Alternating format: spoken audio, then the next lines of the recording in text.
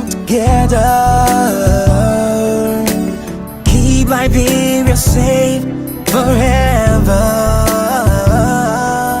So open up your heart, let the unity begin. Love is all we need to make it stand.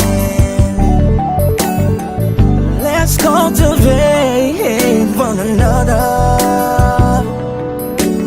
learn to live together as brothers and sisters. Without togetherness, we won't have no peace of mind. Unify and have a peaceful home. Sweet Liberia, land of liberty is our home. Keep it standing. This is the one and only home that we have. Sweet Liberia, this land of liberty is our home. Let us keep it standing. It's the one and only home that we have. Oh, sweet Liberia, love is all we need to make it stand. Unify and have a peaceful home. Change is all we need to make it stand. Let's unify and have a peaceful home. Sweet Liberia, land of liberty is my home. And let us keep it standing. It's the one and only home that we have. Say sweet Liberia, this land of liberty is my home. Keep it standing. This is the one and only, the one and only, the one and only. Sweet Liberia, love is all we need to make it stand.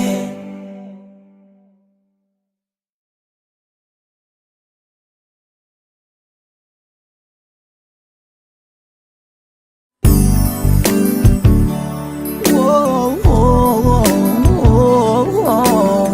Love is all we need to make it stand. This is the time to come together. Keep Liberia safe forever. So open up your heart, let the unity begin. Love is all we need to make it stand. Let's cultivate one another, learn to live together as brothers and sisters. Without togetherness, we won't have no peace of mind. Unify and have a peaceful home. Sweet Liberia, land of liberty is our home. Keep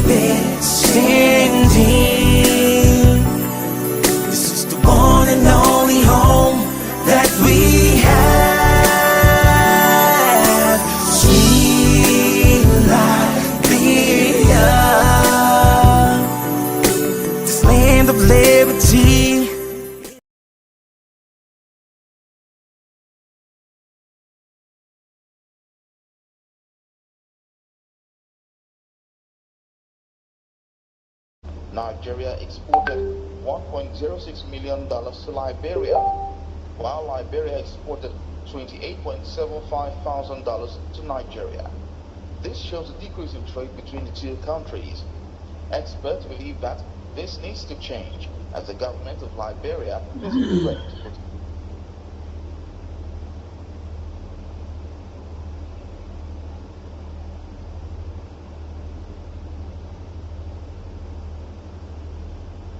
Mr. Gilman, good to see you. Good to see you, Mr. Gilman. Good to see you, Chief. How's everything at the end? The weather is beautiful. Everything is fine over here. And we look forward to sitting down with the Chief. You know, it's an honor to sit with the Chief. Wait, one minute. 1 minute.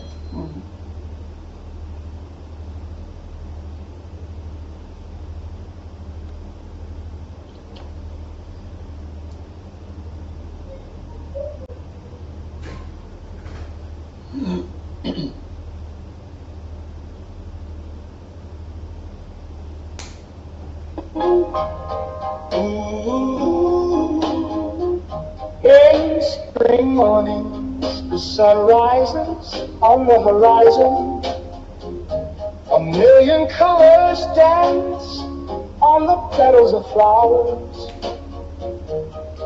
And amidst this spectacle, I see only you.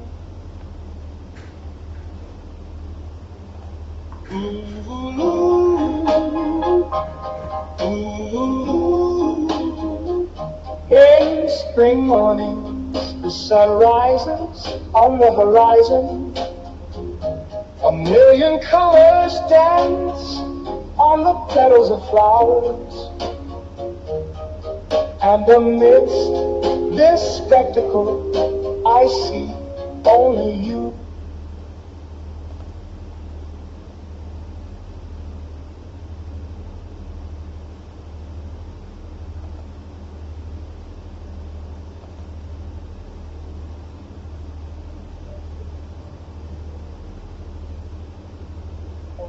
On Nigerian businessmen to come invest in their country as it provides enormous potential for investors. This call was made at the summit that seeks to explore investment opportunities in Nigeria 2025. This is the news senior reporter, Theophilus Silama, for details. Nigeria and Liberia have been developmental partners for decades. Before the devastating war of 1989, Liberia was a thriving country, but the 30-year war laid waste to its resources and made the country unprofitable for investors. In the aftermath, Nigeria was and has been instrumental to the growth of the country, lending its support whenever it is needed. Here, businessmen from both Nigeria and Liberia are seeking ways of doing business together. It's no accident that your country, Nigeria, has grown now to be the largest economy in Africa. In fact, I was reminded that Lagos, where we are, is the fourth largest economy in Africa. You must be doing something right. And that is something that we need to tap in. We are prepared to make sure the incentives to make sure you bring your equipment on tax waivers and the rest into Liberia. We also want to be able to look at situations if you are into areas of real estate and a whole lot of stuff. We want to be able to complement you by making sure you have the kind of security you want for your investment, which is very key. The United Nations International Trade Statistics Database shows that in the year 2022, Nigeria exported $1.06 million to Liberia, while Liberia exported $28.75 thousand to Nigeria. This shows a decrease in trade between the two countries.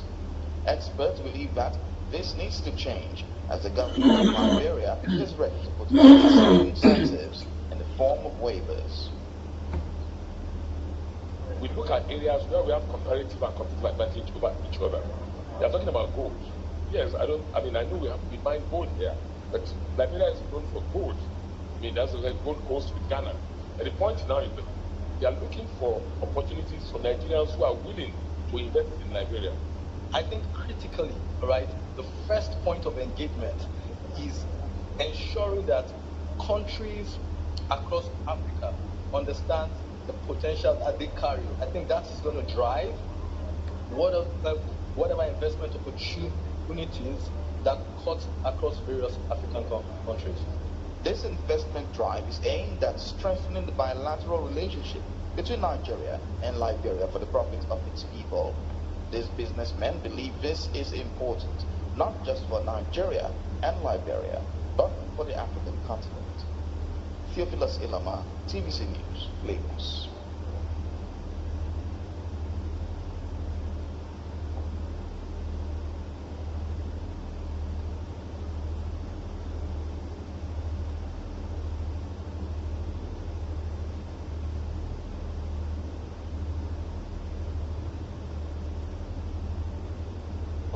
So glad somebody get that check the plane I put it down 4 back to my day after spending night and the big storage should be for one. So what it can be the one-stop shopping. It's got to be one-stop shopping. That's exactly. There is no way that the guy will want to clear up continuing to spend. If the allowance is two days, but then you have to clear in 1 week. I don't want to speak for it. Whoa, whoa, whoa, whoa, whoa. Love is all we need to make it see. This is the time to come together. Keep Liberia safe forever. So open up your heart, let the unity begin. Love is all we need to make it stand. Let's cultivate one another. Learn to live together as brothers and sisters. Without togetherness, we won't have no peace of mind. Unify and have a peaceful home. Sweet Liberia, land of liberty is our home. Keep it standing. This is the one and only home that we have. Sweet Liberia, this land of liberty is our home. Let us keep it standing. It's the one and only home that we have. Oh, sweet Liberia, love is all we need to make it stand. Unify and have a peaceful home. Change is all we need to make it stand. Let's unify and have a peaceful home. Sweet Liberia, land of liberty is my home. The city shops are being established. You see, people are traveling back and forth for trainings, for educational sector is booming, our health sector is taking shape. The only most important thing that we can look at is that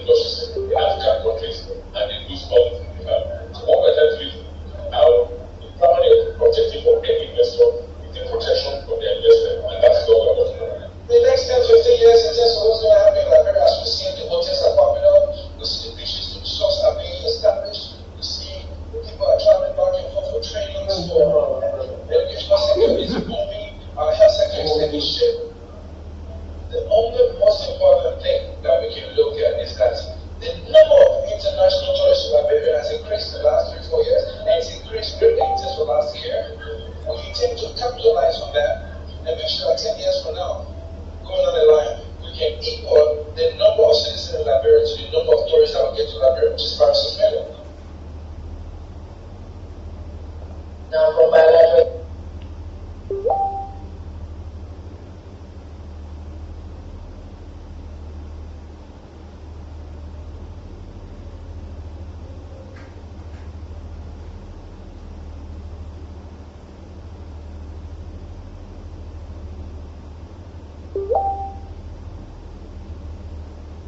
to come invest in their country as it provides enormous potential for investors. This call was made at the summit that seeks to explore investment opportunities in Liberia for 2025. This is News Senior Reporter, Yufno Silama, for details. Nigeria and Liberia have been developmental partners for decades. Before the devastating war of 1989, Liberia was a thriving country. But the 30-year war laid waste to its resources and made the country unprofitable for investors. In the aftermath, Nigeria was and has been instrumental to the growth of the country, lending its support whenever it is needed. Here, businessmen from both Nigeria and Liberia are seeking ways of doing business together. It's no accident that your country, Nigeria, has grown now to be the largest economy in Africa. In fact, I was reminded that Lagos, where we are, is the 4th largest economy in Africa. You must be doing something right. And that is something.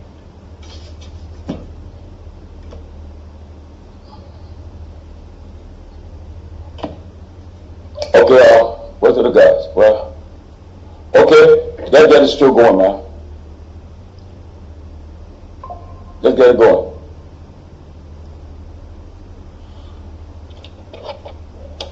You guys can hear me?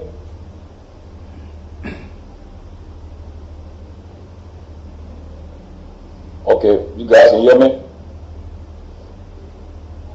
I can hear you, but I'm off screen. Oh, you off? What happened?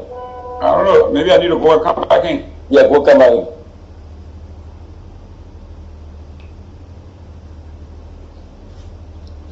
Anyway, let's go. Let's get this show started. It's good to be back on the closing argument tonight. Today is April 2nd, 2025.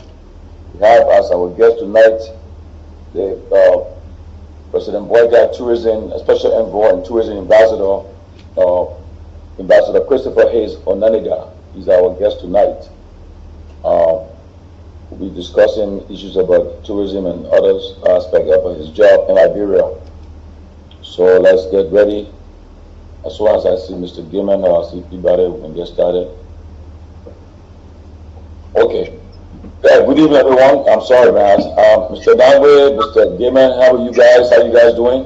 What's up, Dominic? How you doing, man? Great, great, great. Darren, what's up?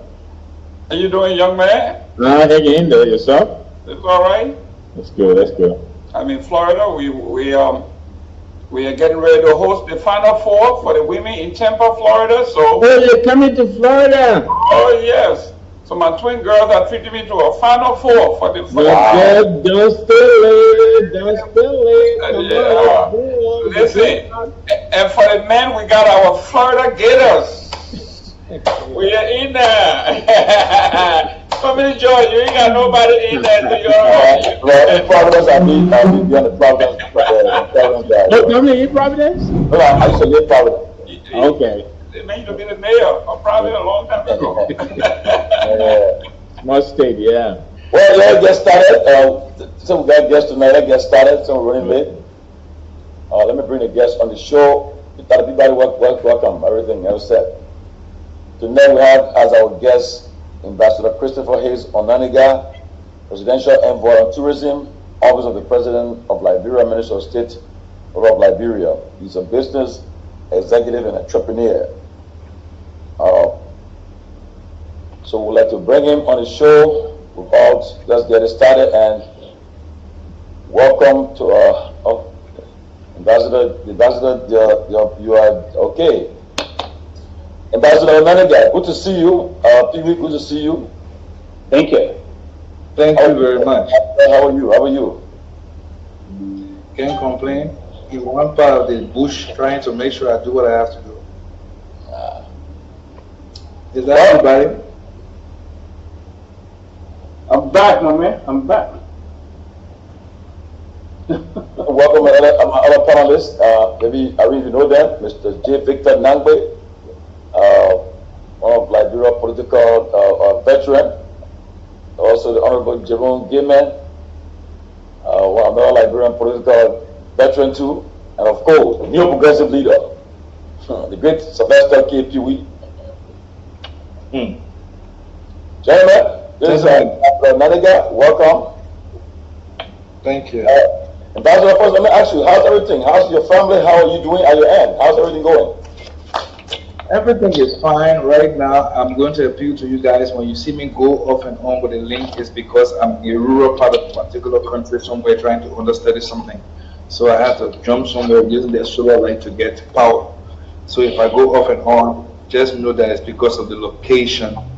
But I'm glad my family is good. We are all doing well. The patrimony that we have is called Liberia. We have no other option to make it better, because that's where we're going to finally come and make good of our promises for our children.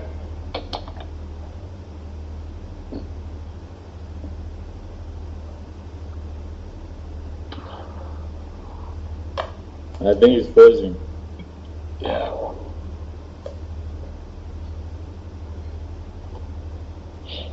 We just been warned, so he threw us in a way. I want people I can imagine. I think people praying badly for me. You see how you got here? You see how you got here after me like that? It's He told you were not listening. He told you were not listening. No, but even when it's both offering, I will still be hearing you. Okay, okay. Yeah, but let's get started. First of all, tell us, man, what's up? I know the tourism industry in Liberia, everybody been talking about tourism. Just give a little overview of the tourism sector in Liberia, and since your appointment as the President's Special Envoy on Tourism, just give an overview of your activities and where we are right now. As I know there also a bill passed, a bill at the legislature founded part of the tourism bill. But just give an overview where we are right now in the tourism sector. From there, we can all right. So to be clear, the best way to start this conversation is to let you know what my roles are. Okay. There's a technical and operational people at the Ministry of Information, Culture and Tourism. They're still there. They still exist. They're still intact. It's a department under the Ministry of Information. Now, my role is to provide advisement to the President on what tourism should be like, and then also take his vision to Liberia and the world, and find the best possible means to execute it for the good of every Liberian, both local and international. So once we've established that, then we understand. Another role of mine is to make sure that we can pull investment into the sector, but then it doesn't have to be just in the sector. You have to pull investment into all sectors, because tourism only becomes a reviving, compliant component of governance if all other sectors are compliant and working in line. That's why you have health tourism, geotourism, you have environmental tourism, you have industrial tourism, physical tourism, you have a lot of tourism. It's because it covers every sector, no matter how small or little. So basically, yes, we are doing a lot to make Liberia a better place, and a lot is being done, but people don't see it because you first of all have to do the periphery, the primary stages before you go to the secondary stages. The primary stages are the documentations, for instance, making sure that you have the laws passed. The bill was sent to the House took the bill and compromised.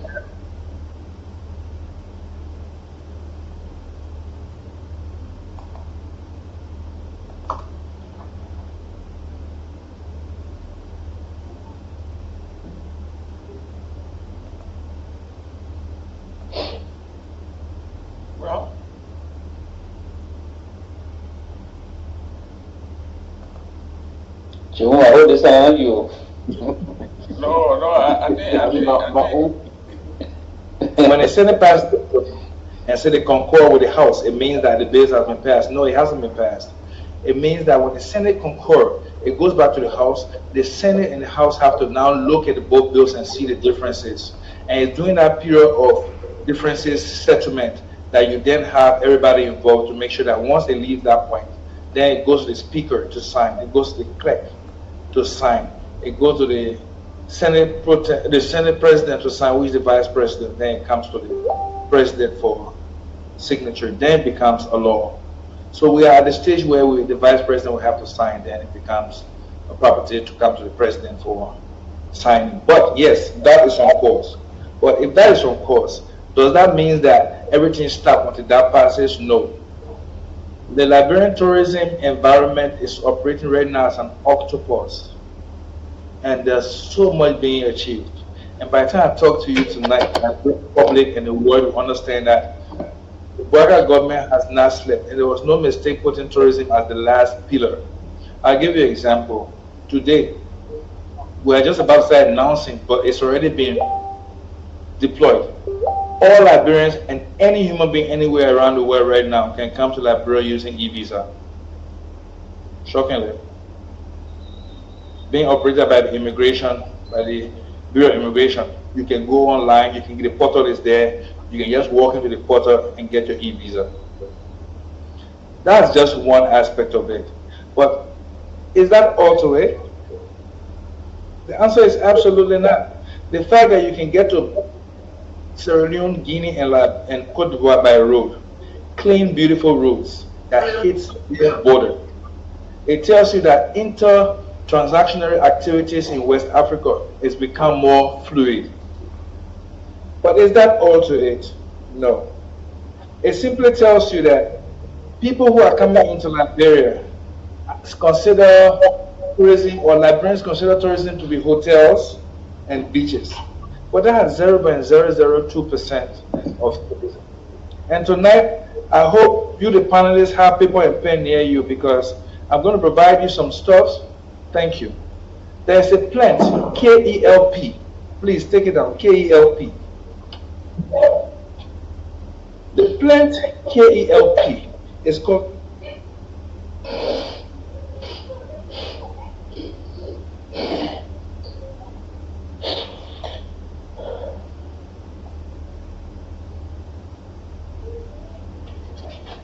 and the global revenue of kelp alone is about $500 billion. Ambassador, hold on a minute, please. So whenever you just got somewhere just now, you said the plan, and then you got disrupted. So sometimes when you stop, you have to come back, because you can just continue. Because during that interval, we're not getting you actually. Okay. Yes. So kelp is a plant, and that plant is in a lot of countries on the coast. The global revenue annually for kelp is $500 billion.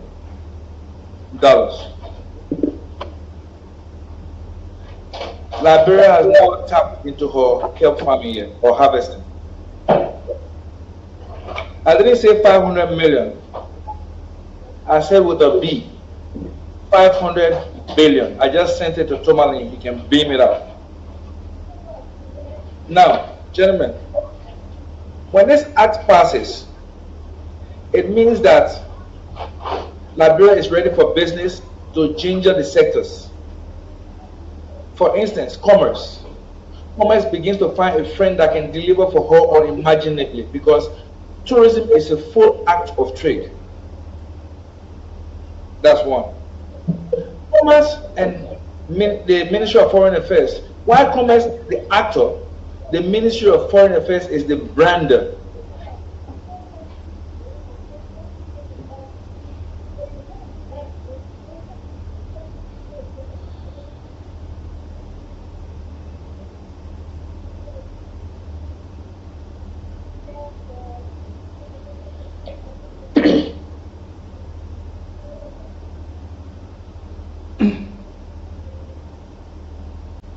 Seems like the internet is going to be a problem here tonight. Yes, and I think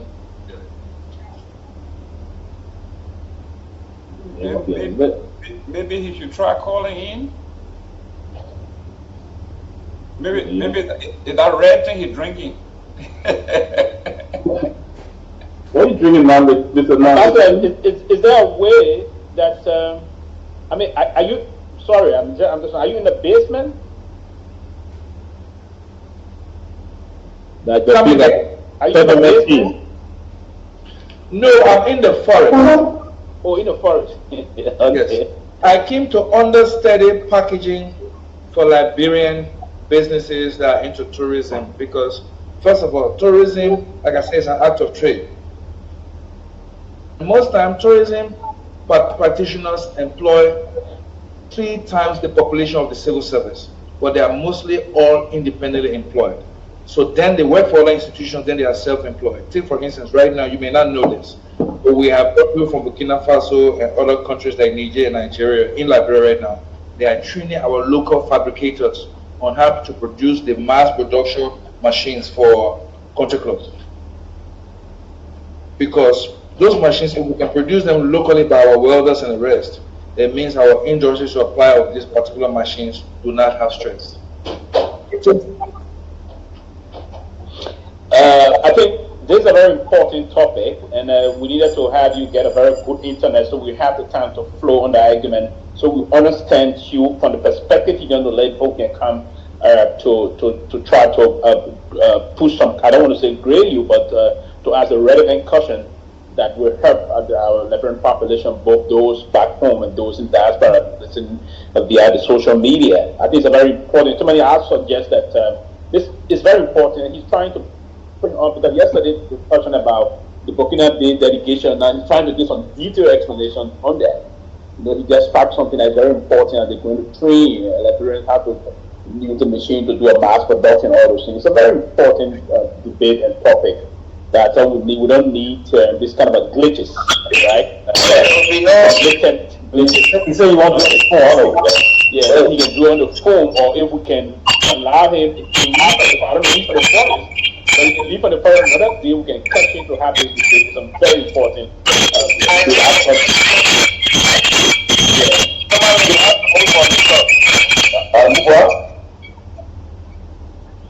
I suspect the phone will do the same. If he said he's in the forest. No, the phone will not.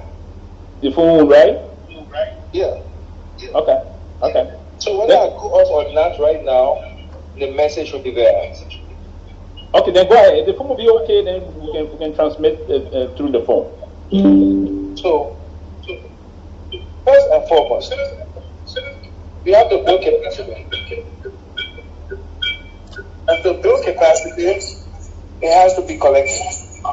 You have a feedback. You have a feedback that is irritating. It's normally when you have a What? Because. Yes. Go ahead. This should be a great interview, but the internet, whatever, is. You know, the tourism sector is a very unique sector. It's a very important topic. Then you come back to Monrovia, then. I would advise that if you'll be out of the forest tomorrow, we can catch you up tomorrow. That would be very good. I will be out of here on Friday evening. Can we get you on Monday of next week? Can we get you Monday or next week? Because Ambassador, this is a very important topic, and you are the ambassador. You are the ambassador the president appointed to spearhead these things, and you have headed somewhere that's very important and it's good for the country also. Go ahead, right? So I would advise. Can you hear me? Yeah. Is it clear now? No. It's coming clear, but we should have better. Yeah, I mean, that's it. Can I go ahead? Yeah, go ahead, please. Yeah. First of all, we want to build rural capacity. And the president is key that any technology within Africa that will build rural capacity for tourism before it kicks off is important. So, like we are training the people now to produce the machine, not to learn how to do the weaving of the clothes, no. But the machines, for instance, if they take 1 month to produce one piece, and the machines can help you to do 1 month, 100 pieces. It means that if we have 200 public bodies, associations in the rural Liberia doing that, we will definitely be able to produce 20,000 pieces annually. The second thing is this. We are also looking at several components of capacity building, not to fish, not to even the fish, but to fish. Let me look at it this way. Every day we say we want to travel, we want to see what other people are doing. But for Christ's sake, to be able to do that, you have to set up a system that makes sure that we learn what other people are doing. So we are trying to set up the civic educational department. What's the duty? It's responsible for sensitization, orientation, branding, and introduction or marketing. Every product must learn to be packaged. You'll be surprised. We have a lot of watermelons being produced in Liberia right now. We have a lot of cucumber being produced. We have coconuts everywhere. But the only thing that doesn't allow our people to get better on what they have is just packaging. How to put it in a barrel. How to put real vinegar in it. How to seal the barrel like we seal water. How to what temperature to keep it for 4 days. These are the things we are missing out. And these are the people we are taking to Liberia right now and training our people in rural Liberia. Because in rural Liberia, the man only needs to farm, harvest his crop, be able to beneficiation on it, package it, and move it to the next town to buy it instantly. The beautiful thing about Liberia is that we have US dollar. So you don't worry about what the changing of the money will be from local to international. And that's the biggest attraction for our tourism in Liberia, because everybody around the world coming to Liberia will put their forex in their pocket and they'll be able to use it at the wheel and take the balance off without worrying about changing it. But you and I must know there are certain pillars that must be in place. The regulations must be right. The tourism body must be autonomous. The structure for culture and tourism must be clear. What kind of tourism are we practicing? Are we practicing sex tourism like in Japan and Holland and Senegal, Gambia and a few countries? Or why do we choose environmental tourism over sex tourism? Because environmental tourism is what you call ecotourism in actual sense. But there are over 800 units of tourism. Each unit is a full revenue generating component. And Gambia is known for one, and people are celebrating Gambia. But we are doing ecotourism, which is a cluster of about 400 to 500 plus of those units. So we are better off in what we are supposed to generate. But if we don't build capacity, we are wrong. So what the President Barker administration has done with his vision is that when we are trying to get the laws done, when we are trying to put the transition team in place to set up tourism, let's begin the training of the processes, the transition for civic education, so that when people begin to come into our country, they don't dilute what we have as our culture and our tradition in the first place. Because don't forget, tradition is only celebrated through culture. For instance, I'll say something to you that will shock you. Have any of you heard of the word gastronomy tourism? The answer is absolutely not. But what is gastronomy tourism? And why is Liberia a major component of gastronomy tourism? Liberia is small. But what we have in Liberia, most countries will only to have it when it comes to food. We have pastries, snacks, and pickups that several countries don't have. Take for instance our Grumpy Kenny, Benesi Kenny, this Kenny, that Kenny that we can produce locally in seconds. It tells us we are West Indies as well. They tell us we are Caribbeans as well. Everything we have in Liberia, the color greens, the taste greens, the dark greens, tells us that we are a multi-faceted of several races. Not every country can boast of that. Now, I don't care how the Nigerians boast about the jollof rice, or the Sierra Leoneans, or the Senegalese, or the Ghanaians. Wherever a Liberian cooks a jollof rice, it ends the case. But how do we brand that? Like Nigeria has been able to brand herself through just one Afrobeat.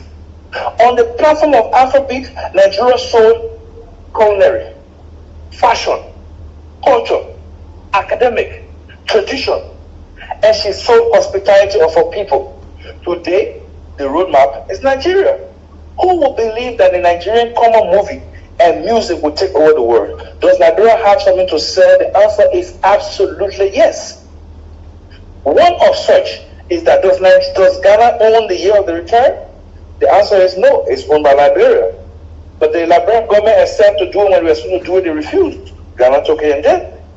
Question, do we have historical sites? Do we have good platforms? The answer is simple, yes. Stay at the top of Duko and look around Monrovia. Then the question will have its own answers to you. Gentlemen, our problem with what we have and how to use it to better ourselves is us. And until we begin to understand by reading, researching, understanding the dictates of the various sectors, we will only say, oh, nothing is happening. Absolutely nothing is happening. Oh, this is not happening. But in reality, so much. Liberia has become one of the most recognized peaceful nations in the world, where you can walk any time of the night. Whether we like it or not, whether we do it or not, while we are condemning ourselves, the flights are full these days. Let me inform you today. Turkey Airlines is talking about Liberia. United is talking about Liberia. And they are working speedily to get back their roots. And I want to inform you, the panelists, as of 1989, Liberia was the hub for every flight into West Africa, from Pan Am to Dutch Airlines, British Caledonia, and all the rest, KLM.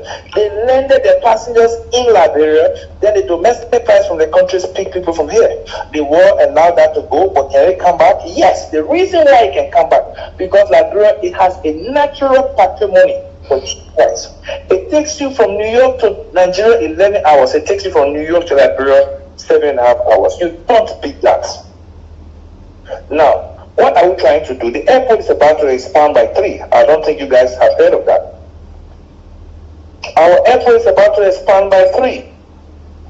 Because every airport in the world is a microcosm of the entire... Ambassador, can I hold you there? You said it's about to expand by 3.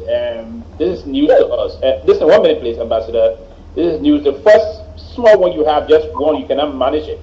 There's this issue about electricity, then you're saying, sometimes, because the public will be concerned, if you're saying to us about to expand, and then you have this very petite you are very inefficient, blatantly inefficient to manage what you have. This will also discourage potential tourists that need to come back to the country. Air Brussels now threatening to leave if this were to repeat itself. You condemn the past government. I'm not trying to, I just interrupted you because what you just said about you trying to expand the airport by 3, and what you have now, you cannot manage it. Just 2 days ago, there was this serious power outage that led to Air Brussels, one of the major carriers we have in our country. And this is a carrier that used to be with us during the civil crisis that had to detour, they had to learn to over back to Freetown due to your own negligence, this current administration inability to manage the airport. But you can go ahead. I just thought to remind you on that process. In fact, guess what? I was about to address that issue before you spoke about it. So I'm going to address it without formally, figuratively, or without fidgeting at all. This government is not managing results. This government is building capacity for results. So what are we doing? We are discussing to expand the airport. We are also discussing the PPP agenda to allow private public partnership to run the airport. But as we are doing it, it's also coming with its own off-grid power plant, solar, and the rest. When we talk about expansion this time, we're not just talking about building the edifice, because then we'll fail again. We are talking about building the edifice, improving the edifice to make Liberians proud in and out, but also the capacity to run it in a way that it can be run by any global airport. It can be compared to any global airport. And the first port of call to do that is power generation.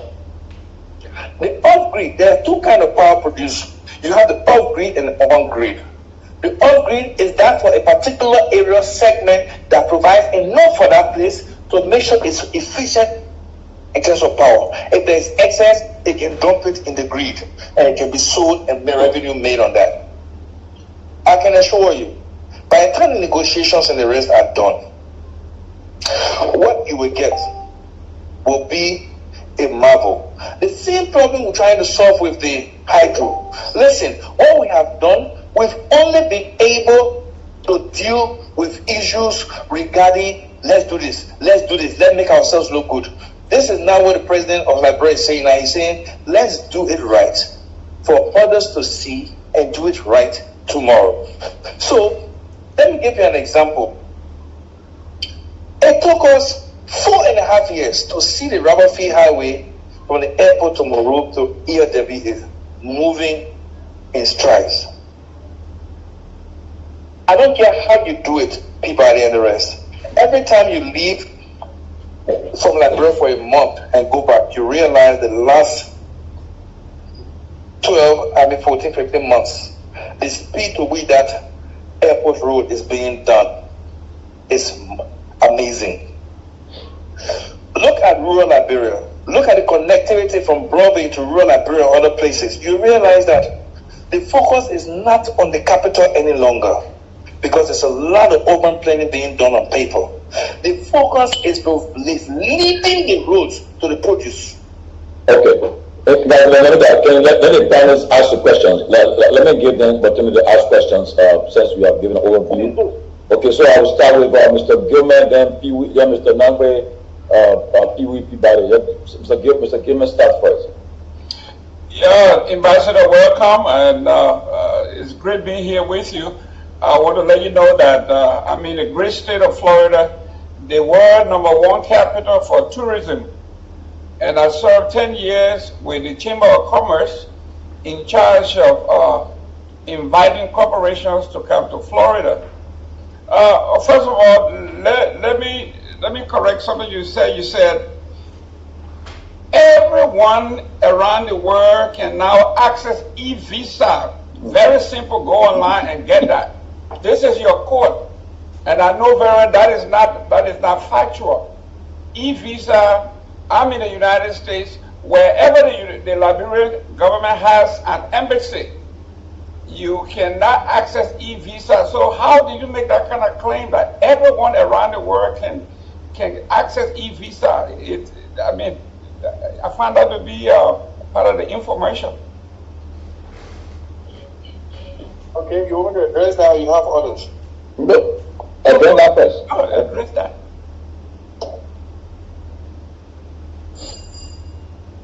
Yeah, see, my address it. My answer the question. Okay. So, in all fairness, we have the e-visa portal. It's not with the embassy. We are not talking about visa on arrival, sir. We are not talking about visa on arrival. That you have to physically apply and get papers. We're talking for short visitors who want to go in the country quickly. There is e-visa portal. You can go to www.evisa.com, or you can even go to e-visa Liberia on Google. It will take you there.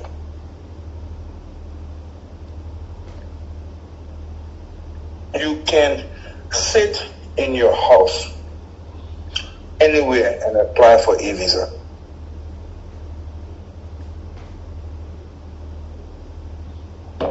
Great. I do not need. Come again? Great. Another thing you said was. But do we have an understanding on that? Well, you gave us the information with researcher to make sure that. Yeah, I'm basically going. I'm on the site to say here to say apply for a Liberian visa online. You were trying to correct me, and because it was an issue of information, I just needed you to understand that there are two things now in service. There is the e-visa, and there is the visa upon arrival. And to make that even easier for you, that's not our target. That's just the beginning. That's the one immigration have applied. We are still waiting for the one that the Ministry of Foreign Affairs is going to deploy. And then we are looking at reciprocity for visas around the world. Business people cannot be receiving 1 year visas. We want to go for 5-10 years visa for Liberian businesses. That's not all. We want to reach a point where we can say, Africans, you are in Africa, Liberia is visa free. Again, we're also working on something else, so you should know this. You are saying this because when you say this, it helps me to remember things. We are working with a situation, for instance, you are a British and you get into Ghana and you apply for Ghanaian visitor visa, right? But your intent is to visit 7 African countries. You don't need to go to each of those African countries or apply to each of those African countries for visa. Just because you apply to Ghana, Ghana will actually admit you into Ghana and provide you the fees for all the other 6 countries, making 7. And then you have your barcode on your phone. By the time you get to the airport, there will be a scan. By the time you scan on that system, it accepts you in that country because you are valid and you've been entered in from Ghana. And automatically, because Ghana collected a fee for Liberia, as we are scanning, so is the fee going to the Liberian coffer. The same thing if you come to Liberia and apply for visa for 7-8 countries. Once Liberia accepts the fee for the 7-8 countries, each of those countries that you land in and you scan, either through the mobile app and the rest, you are in. Those are the things we are discussing. We want to make travels, interaction, integration seamless. And the way to start, even though we're starting so slow and so far back, but we are on the speed dial, and I can assure you, e-visa is available for Liberians and non-Liberians anywhere in the world. Great. My second question would be, when there are twofold, when you talk about ecotourism, the number one requirement to ecotourism is access, roads, parks, airfield, transportation. Now, if I wanted to go to the Sapo National Forest from Grand Bassa or from Cape Mount, if I'm telling someone from Belgium or from Florida, do not go to Orlando, come to Liberia, how do I access the Sapo National Park when I can't even get to Zwedru from Monrovia? You can do it. And secondly, you talk about a peaceful nation is a requirement for tourism success. A few days ago, the Independent Council addressed Liberia for the worst human rights violation in the country. So how do you align those two? And then other folks can go from there. Okay, so the first one is access, isn't it? That's what you asked. Yes. First of all, let me inform you. When people talk about access and they talk about coverage and they use isolated cases of one spot, then I begin to wonder how we work this out. Liberia has passed through her days, and we're working hard to get there. A lot of the country have been connected, and people can drive from Monrovia straight to Maryland by road. Only in a particular period in season that you may not be able to get to certain places, and those are being done at the moment. Contracts have been issued out. But can we leave from Monrovia to Greenville? The answer is yes. Can we leave from Monrovia to Zwedru? The answer is yes. But the question I will ask, you cannot develop tourism nowhere in the world on a national basis. You select segment by segment. Take, for instance, you just talked about Florida. Florida's weather makes it unique for people of our kind, with our kind of melanin, to feel comfortable all year round. And as long as our kind of melanin is all feeling all comfortable all year round in a particular place, every other person will feel all year round there. Now, do we have the capacity to make the roads better? Yes. Do we have the yearning, to make the roads better? Yes. Do we have the funding? We're trying to get there. But I can assure you, if the Sapo National Park was the only place for people to have comfort, then I will be worried. But while we're trying to solve that road issue, there are several other road issues that have been solved that have given the rights to people to have fun with tourism around the country. And by the time, and even the Sapo National Park, people are still going there. But it's in the season. That I want to agree with you. But I can assure you, it will not be like that in the nearest future because the has been issued and things are being done. I went to Lufai for 4 hours. I drove 4 hours to Lufai just 3 weeks ago. I was marveled because I know they're going to Lower I'll get hysteria about it. I'll panic about it. But I didn't have to panic. And I didn't go to I went to Wasonga. That's the border with Sierra Leone. But we needed to go and see.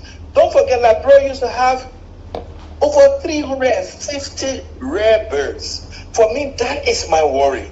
When we are destroying our swamps and wetlands, how do we get them back to bring back our natural species that are missing? Because Liberia needs to have a symbol, both as birds, both as animals, and as plants. My brother, let me give you another instance on your issue. I just drilled 4 boreholes in rural Liberia because I'm developing a 600 acres farm. I just harvested 55 acres of black rice. I don't know if you know that black rice is the most expensive rice on earth. Now, here am I.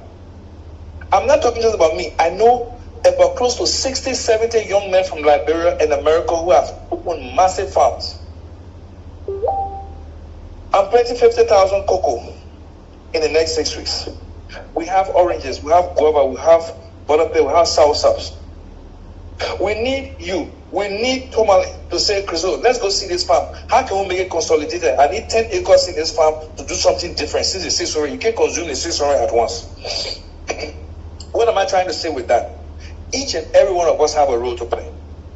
We have not even spoken about our investment strategy that we are using to attract investment to the various sectors that will end up directing at tourism. We are not even talking about the fact that sooner or later we have a gold refinery in Liberia that will make sure that nobody exposes our gold and have a beneficiation.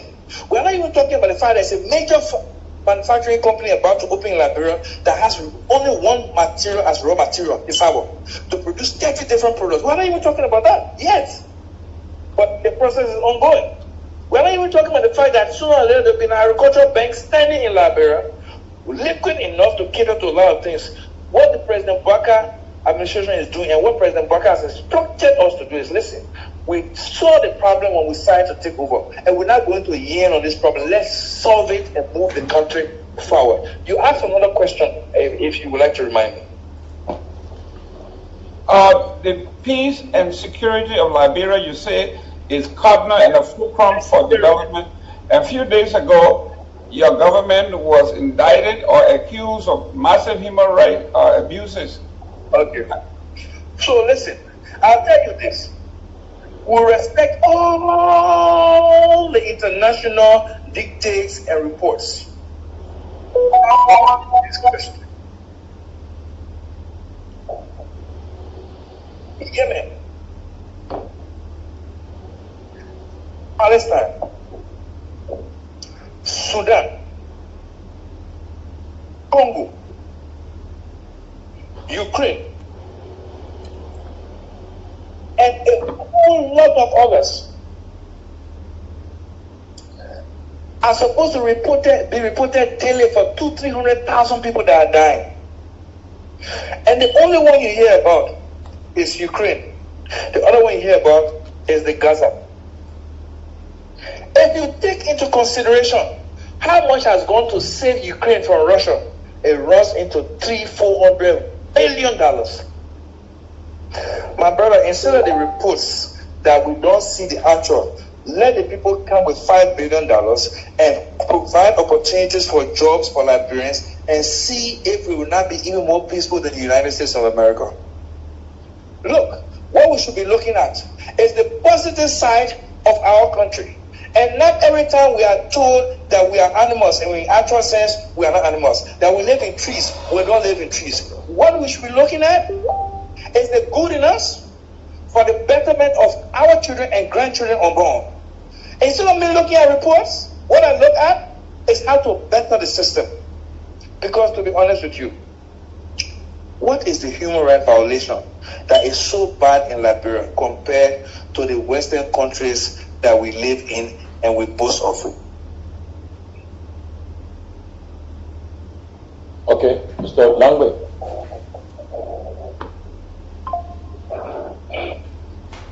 Oh, you muted there. I was muted. Hey, Ambassador, thank you. Welcome to the show. Dave Victor Number here. Thank you for making the time.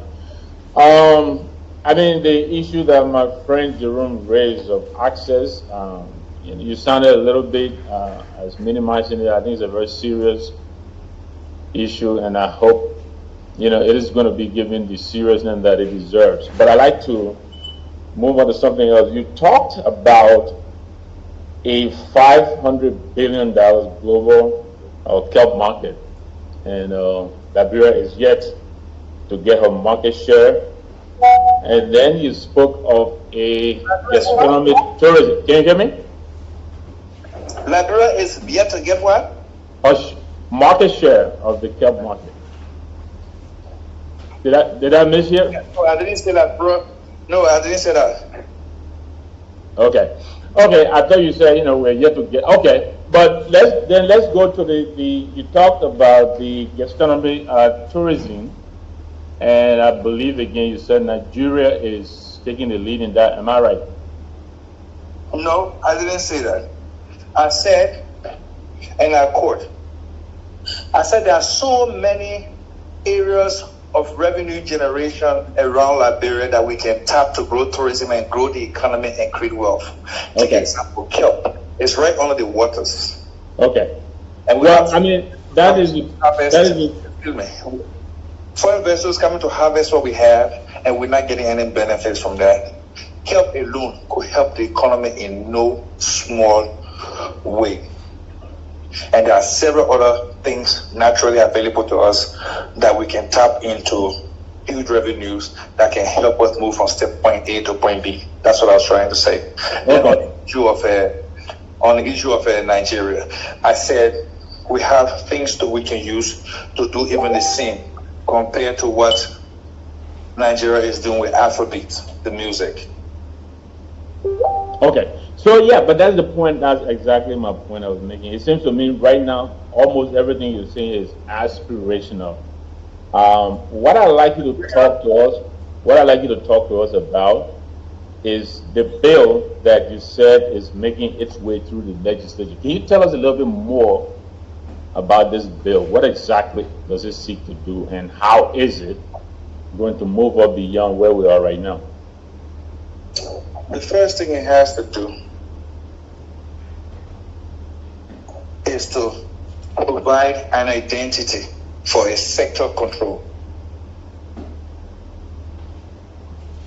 And that is the way you have Ministry of Health taking care of Ministry of Health, you have FPRC taking care of oil and products, you have NPA taking care of the ports. You want to have an institution that you can walk up to if you want to invest in tourism. And you also want to be sure that they understand what they're doing as regulators or as administrators and technicians to evaluate and help grow investment. So the bill that's passed into an act is actually meant to set up tourism, the National Tourism Authority, as an autonomous agency like National Fishery, NP, and APRC. And when that identity is created, it means that those people in that sector have their own institution that they can go to instead of running into an institution where they are lost, for instance, where it's a Ministry of Information, Culture, and Tourism. Now, the president's vision is because he knows the importance to have tourism as a complete enclave on its own. And when this is established, it's automatically going to catalyze the growth of several sectors in the country, build capacity, provide greater scholarships, greater opportunity for cross-pollination of ideas between races, and provide opportunity for cross-pollination of investments, and then provide opportunity for social interaction between people. And that is how we expand our growth of knowledge through these sectors. But most importantly, it gives us the opportunity to appreciate our local content in a very unique way and export them in a more appropriate manner where it's packaged for the good of the country and people. Thank you very much. I appreciate that. Just before I pass it on, let me ask you this. Because it sounds to me like you're advocating for the establishment of another dedicated, specialized agency of government.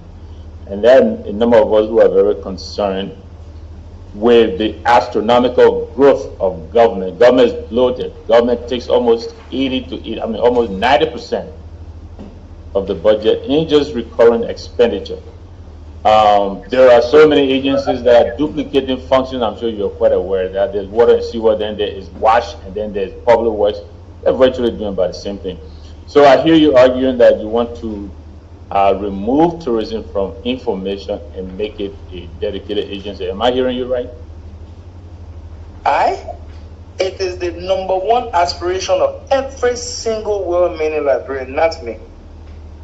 I'm only doing what their aspirations are expected to provide, or what they are aspiring for. Okay. Because guess what? No nation on earth, everything you do, in fact, communicating with us right now is tourism. Are you aware? Okay. All right, thank you. I mean, we will wait to see the bill. I presume there is also provision in there to pay for this. Am I right?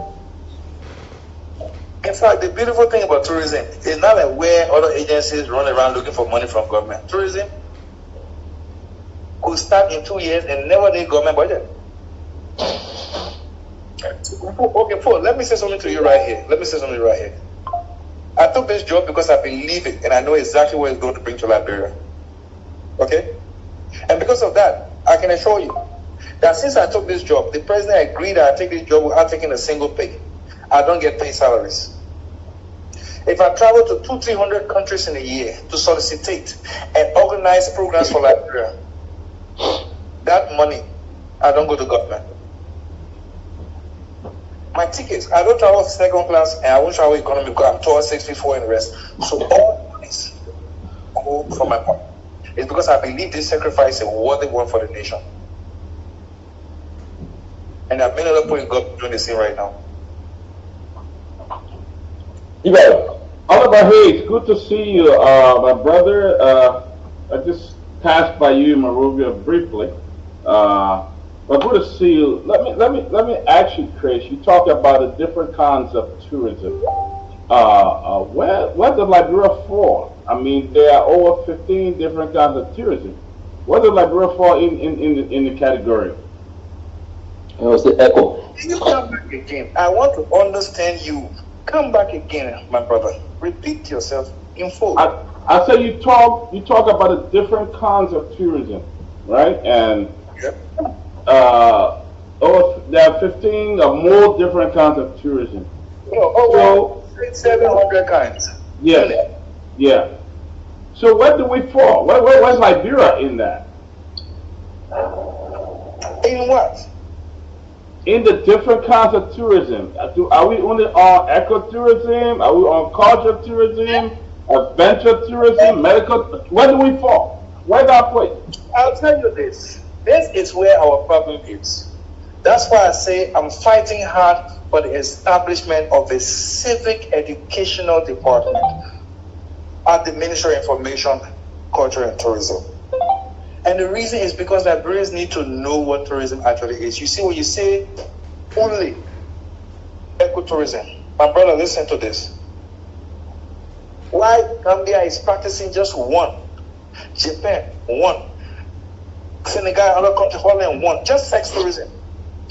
When Liberia is fully integrated on ecotourism, it means Liberia is taking close to 600-700 of those units into one. Health tourism is in it. Environment, every other sector of tourism is in that. Liberia is, I don't think you know where Liberia is located on the map of Africa. If you just understood it, you will understand that God placed us in a very unique location for destination arrival and departure, for mineral deposits in the ocean, and for so many other things. Liberia is not just, when you say ecotourism, please note, you are talking about the giant of all composition of selective tourism you took to execute in your country. All right, Oliver Hayes, Ambassador Hayes, let me ask you this. All right, you are traveling around the world. You are doing a lot of studies about tourism.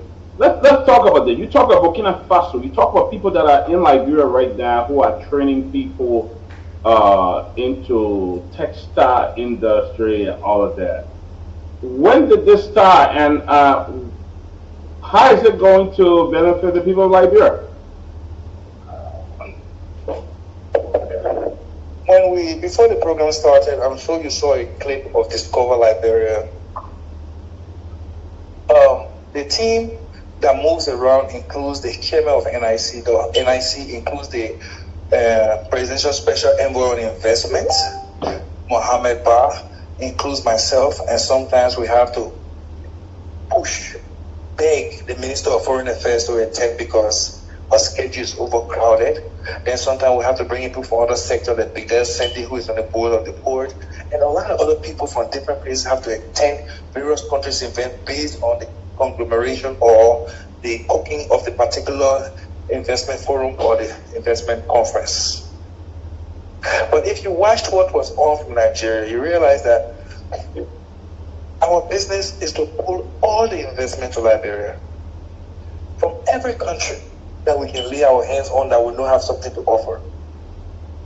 What does Burkina Faso, Mali, Niger, Guinea, and the rest have to offer us? They have good traditional system to offer us. And we have to tap into that. Hey, and welcome to Liberian Mission. We have to tap into that. Now, if we are tapping into those people's stuff, the kind of batik they produce is so rich. Can we replicate? Yes. How do we replicate? Do we replicate by spying on them or stealing from them, or by saying you are our brothers? Let's work together. And the question is truly answered if you say, okay, that man is my brother, let's work with him and do it right. And the man is willing, because don't forget, the knowledge not shared is knowledge not have. So as I speak to you right now, everything that any African country is doing better with, that we have raw materials to produce, we tap into them. Let me give you guys two products that you buy for yourselves and your children and your wives and your cousins as gifts. One is the beads you wear, the one that looks like glass on your hand. Some of them are actually glass produced from the broken bottles that they find on the street. They produce from the broken bottles they find on the street. And those broken bottles, they cost $60, 60 cents, sorry, to produce one of those brick beads that people put on their hands. And the whole factory cost about $7,000 to $8,000 to set up. But you buy those beads for $10, $20, $30 at the airport. I don't think you know that. So we are bringing people from Ghana, from Nigeria, from Mali, other countries to train our people too. Do you know how much beads we have in the forest that drops from the trees that we use and throw around? Like the one we use for, looks like one that we call the one we'll rub and put our skin that burn us. They are lacquers. So our business in these countries is to pull the investment from the banking sectors, pull the millionaires and the entrepreneurs, but we also want to pull the traditional industry. Because the traditional industry that will grow rural Liberia. So these are the things we are doing. And that's why when I'm listening to you panelists asking these questions, I'm elated because it provides opportunity for the world to understand exactly what we need to do, how we need to do them to get to where we are, and what is the reason we're trying to get to where we are with what we're doing. And that's to empower and create generational wealth through capacity building and also building the capacity through knowledge and financial empowerment. So yes, Burkina Faso has a lot to offer. All these African countries, when they finish training our rural people on the technicians how to manufacture these machines, then we now go and improve the designs and orders with those who are weaving the materials, so that we become authentic, colossally authentic. Then when we start to sell outside, we become vibrant, because we also have to find the markets for these people after showing them, building the machines for them, providing the materials, teaching them how to use plating stem to produce sanitary pads and the rest. So we have a lot to offer Liberia because we have all the raw materials there. Every time we harvest the whole farm of planting, we just cut the stem and put them to go. But the stems are ropes, the stems are sanitary pads, and the stems are a lot of issues that local farmers could use to turn their business around. All right, so that's good. Thank you, Dr. Peabody. That brings So I'll go over to you again, Ambassador. Yeah, I will start this way first and foremost, and I see how passionate you are, basically. But we need to go back to the reality and meet here and push you back to the issue about your government human rights record. I think the human rights report is out. Beyond the human rights report coming out, there being systematic processes we can move on to catalog for you here on this platform about blatant violation of the human rights of Liberian citizens. And you all here saying all the wonderful things about being confident that, saying that the tourists will have to move to the country and all these things. If your human rights record is not good, I'm a little bit baffled and worried here that we're going nowhere if we continue to just come with those bold statements and we're not working behind the scenes to correct the process about human rights. It's a very major process about people moving to your country. Even the inbound tourism referred to as domestic tourism is being hampered by the persistent issue about insecurity in the country. We have Batawi right there, right? There's no major security.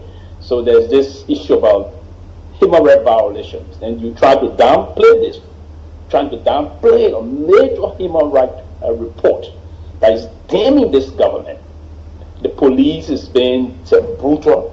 The police, the last time there was folks being hit on live camera from two persons around the second area. Two, it was all on social media.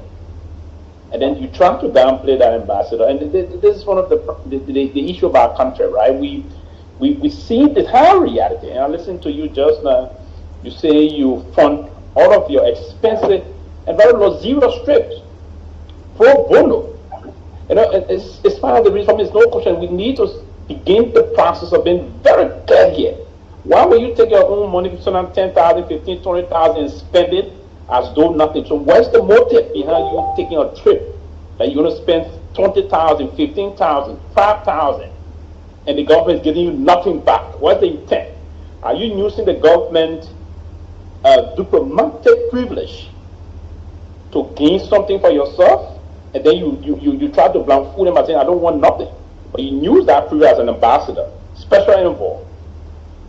So it is a major process that we need to face here. This ambassador just now speaking that he's downplaying. I'm coming, I'm not giving you time, I just come here with one point. It's a major issue back in the country. The human rights situation in Liberia is terrible. This president informed and told the people of our country, and he creates and condemned Mr. Weah. It's shame on Mr. Barker to sit and his government, the legislature will go totally off on our own international airport. Now, the report that immigration is giving us, even tourists and an answer. But if you ask the question and answer it, there's no reason for asking me a question. No, I'm not asking you a question. I'm making a statement. You're taking a statement. Yeah, I'm not asking you a question. I'm just saying something, saying back to you, Ambassador. I'll give you the time to respond, please. Respond to it, right? So you're being rhetorical. I'll give you the time to come in, please, Mr. Ambassador. That's the point. That's my way of going through this. Because what is paining me here? You cannot take one clear evidence of what you're trying to say, blatant violation, blatant to make it extraneous. When I'm speaking, I will speak with date, time, and also the issue with examples. But when you speak to someone on an intellectual, I just said an example to you. Okay, first, the issue that happened to the concession company where two persons were killed on live bullet by the Liberian National Police. That's one of the issues in the report, in the human rights report is there. The situation that unfolded at the second junction where two motorcyclists were brought down on open camera. It's also in the report. I'm going to give you classic report now, and because you said I should give you an example of those. And the recent one I just unfolded, where students were protesting peacefully, and they were being attacked and brutalized by the Liberian National Police. That's why I'm disappointed in you. No. I come in, Ambassador. I come in. Probably you expected you expected. I mean, I won't get the time to talk. I will soon end here, please. I'm not asking questions. I'm making statement here. Information, no, we can't go about back and forth. You can't be on the phone for 30 minutes expect me not to go to conjugate a verb on what you're trying to say. I'm not on the phone. I'm not on there 30 minutes. I've been there for less than 2 minutes. You just said as it relates to the issue of students being brutalized and arrested, because I was there. If you look at the video, I was there. And because I was there, and I spoke and tried to speak to them, and they insulted, and I walked away, and the other one said to me in my ear, along with Mohammed Biden, listen, Chief, they think I'm talking on you know Khalil, we can't well prepared. And you see the soup man, I mean the other men in the fence, soup, the other group there in the US fence that they are waiting for anything else to do, they will cancel an attack. Oh, we are well prepared, we are armed here. Who is talking about that? Listen to me. We can't continue jumping on the street because we want to raise political innuendos. We are not juggulated genders, compartmentalized by nuances. What we are trying to focus on is growth. Not coming to talk political gender. No, it's not going to work for us. What's going to work is, listen, if you have a child and your child's in America, can I understand me here? Then I will be in here. Then you have the time to listen. It is quite unfortunate that you, as a presidential envoy, will say the students coming to express their grievances is speaking to those kind of. It's quite unfortunate. I don't even want to go there. The direction you headed. This same United Party and Mr. Boakai went through all of these kind of a thing you just stated just now. The same United Party and Mr. Boakai. Mr. Boakai headed and even put young men in the street to do these things. Now today, the very United Party Youth League came up condemning the president, went to his home and they protested. That's not my concern. My concern is that the young people, the students that didn't have instructors for 6 months. That's a blatant violation of their human rights. The right to education is a right. Mr. Ambassador, if you don't know this, the right to education is a right. Recently at the RRA, you have almost 300 passengers on Air Brussels.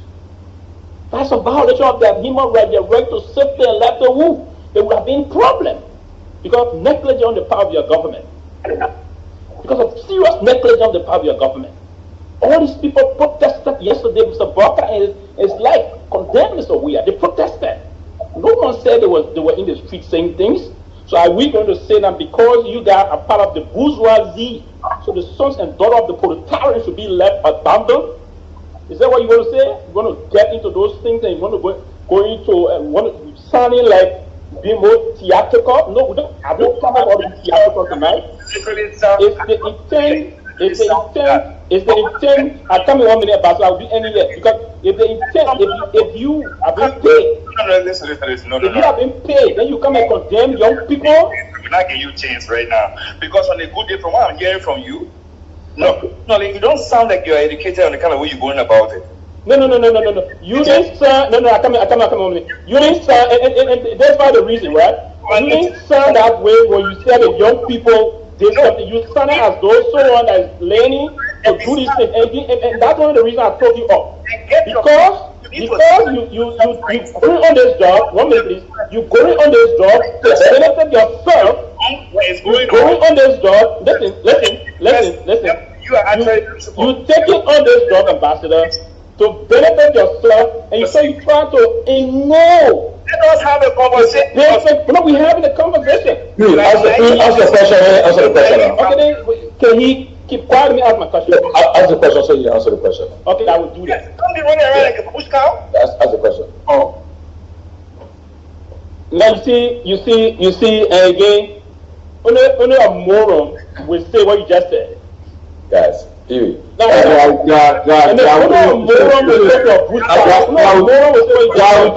go that far. Let's move on. We can't do that. Ask the question, let's move on. Quick. And it's part of the reason why the bill will go nowhere. To take a core artist that this guy have violated a lot of people in the bureau to make a special presidential envoy. Okay, you know we had that? A core artist, then you come and call me. Come on. What are you saying? To take a core artist like that history of abuse, history of corruption to make presidential envoy in the bureau? Okay. Where are we headed? Is that why we are on this phone? Is that why we are headed? So listen, the intent is about the student. I want to get him mad to say things. Listen, when you violate the student right, we will say it to you. He said you're not going to answer your question, so because... No, but he shouldn't answer, but these are not people that shouldn't be allowed to come on the platform. Ali, did you bring me on this? No. Okay, let me progress. Mr. Russell, the next person, ask your question. Mr. Russell, ask your question. Thank you. Ambassador, Chris says, Onanuga, how are you, brother? I'm good, my brother. Very, very good. Yes. This is something that is very dear to my heart. You know, I was just in Yukipa, one of the must-see places, Mount Nimba. I was in Mount Nimba, mountain biking of Mount Nimba, and it's such a fascinating, place to be. A wonderful experience, and definitely something that we can sell to the world. There's an Echo Lodge up there, as you know, and with Echo Lodge in Reserve, East Nimba Reserve, that has a lot of potential, a lot of touristic potential. So I know the importance of tourism. I served for 4 years on our regional tourism board here in Minnesota, and I know the kind of money that we brought in, and we do not have the kind of touristic assets in Brooklyn Park or in this region of the state, except for maybe the Mississippi River and some other things. But we clearly don't have the touristic assets here like we have back in Liberia. So, and we were generating upwards of about $200 million or so a year on tourism in this area. So you can only imagine the potential that tourism has in Liberia, and just being up in Nimba and seeing the potential there. And we have many other places. Now, my question is, the government just announced, I don't know if you have spoken a bit about this already, so I'm sorry if you have, and then I can move on to another question. But the government has announced a visa on arrival plan, or a visa on arrival, a plan or action there in Liberia, or opportunity, right? Okay, so, but a lot of people are saying that, one, I spoke to a lot of tourist operators in Liberia, because like I said, I'm involved in this space, I'm knowledgeable about this space, have a lot of interest in this space too as well. So my trip up to Nimba was one of the reasons why I went out there, was to sort of do an assessment, even though I grew up there, but do an assessment of the different touristic assets that they have there. So I did speak to a number of people, a number of tour actors, a lot of people in the industry, and they are not necessarily happy about this visa on arrival action. Can you talk a little bit about it, because they were saying that, one, the visa costs too much. So if we are trying to bring in tourists, or we're trying to compete with the likes of Sierra Leone right next door, or Gambia, also in West Africa, what they are charging for visa is way lower than what we are charging. So if we are just getting in a game and trying to attract as many tourists as possible, eco-tourists and others, as possible, we need to do something that will serve as an incentive, at least lower the rate, or at least put together a visa, a really good, a robust visa on arrival plan, because what we have now is not working properly, or it's definitely not going to attract a lot of tourists. What can you say about that? Can you talk a little bit about the whole visa on arrival, the whole approach, the whole visa on arrival, and how can people go about applying for it? I mean, is it really truly visa on arrival? or do you have to go through the embassy again and you get an electronic visa? I mean, what is it? Can you talk to us about it? Okay. From all indication is that there are certain things that have been mixed up here. Because visa on arrival has been there from day one. And then you're asking it to be robust.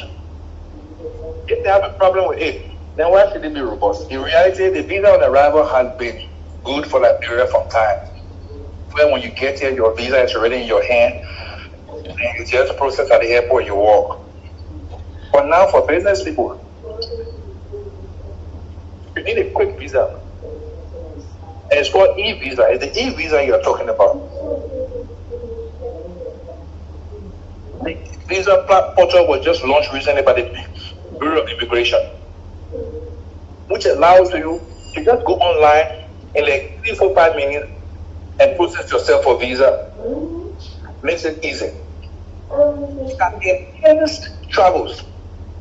If you talk about the cost, now you don't have just visa on arrival that has been there for time immemorial. You now also have e-visa as an addition to easing your burden. Take for instance, you didn't plan to go like bro, you went to Kenya for a meeting, and all of a sudden the embassy is closed, the airport is closed, immigration service in Liberia is closed, and the time is 8 p.m. at night. But you need to book a flight to Liberia for 4 a.m. in the morning.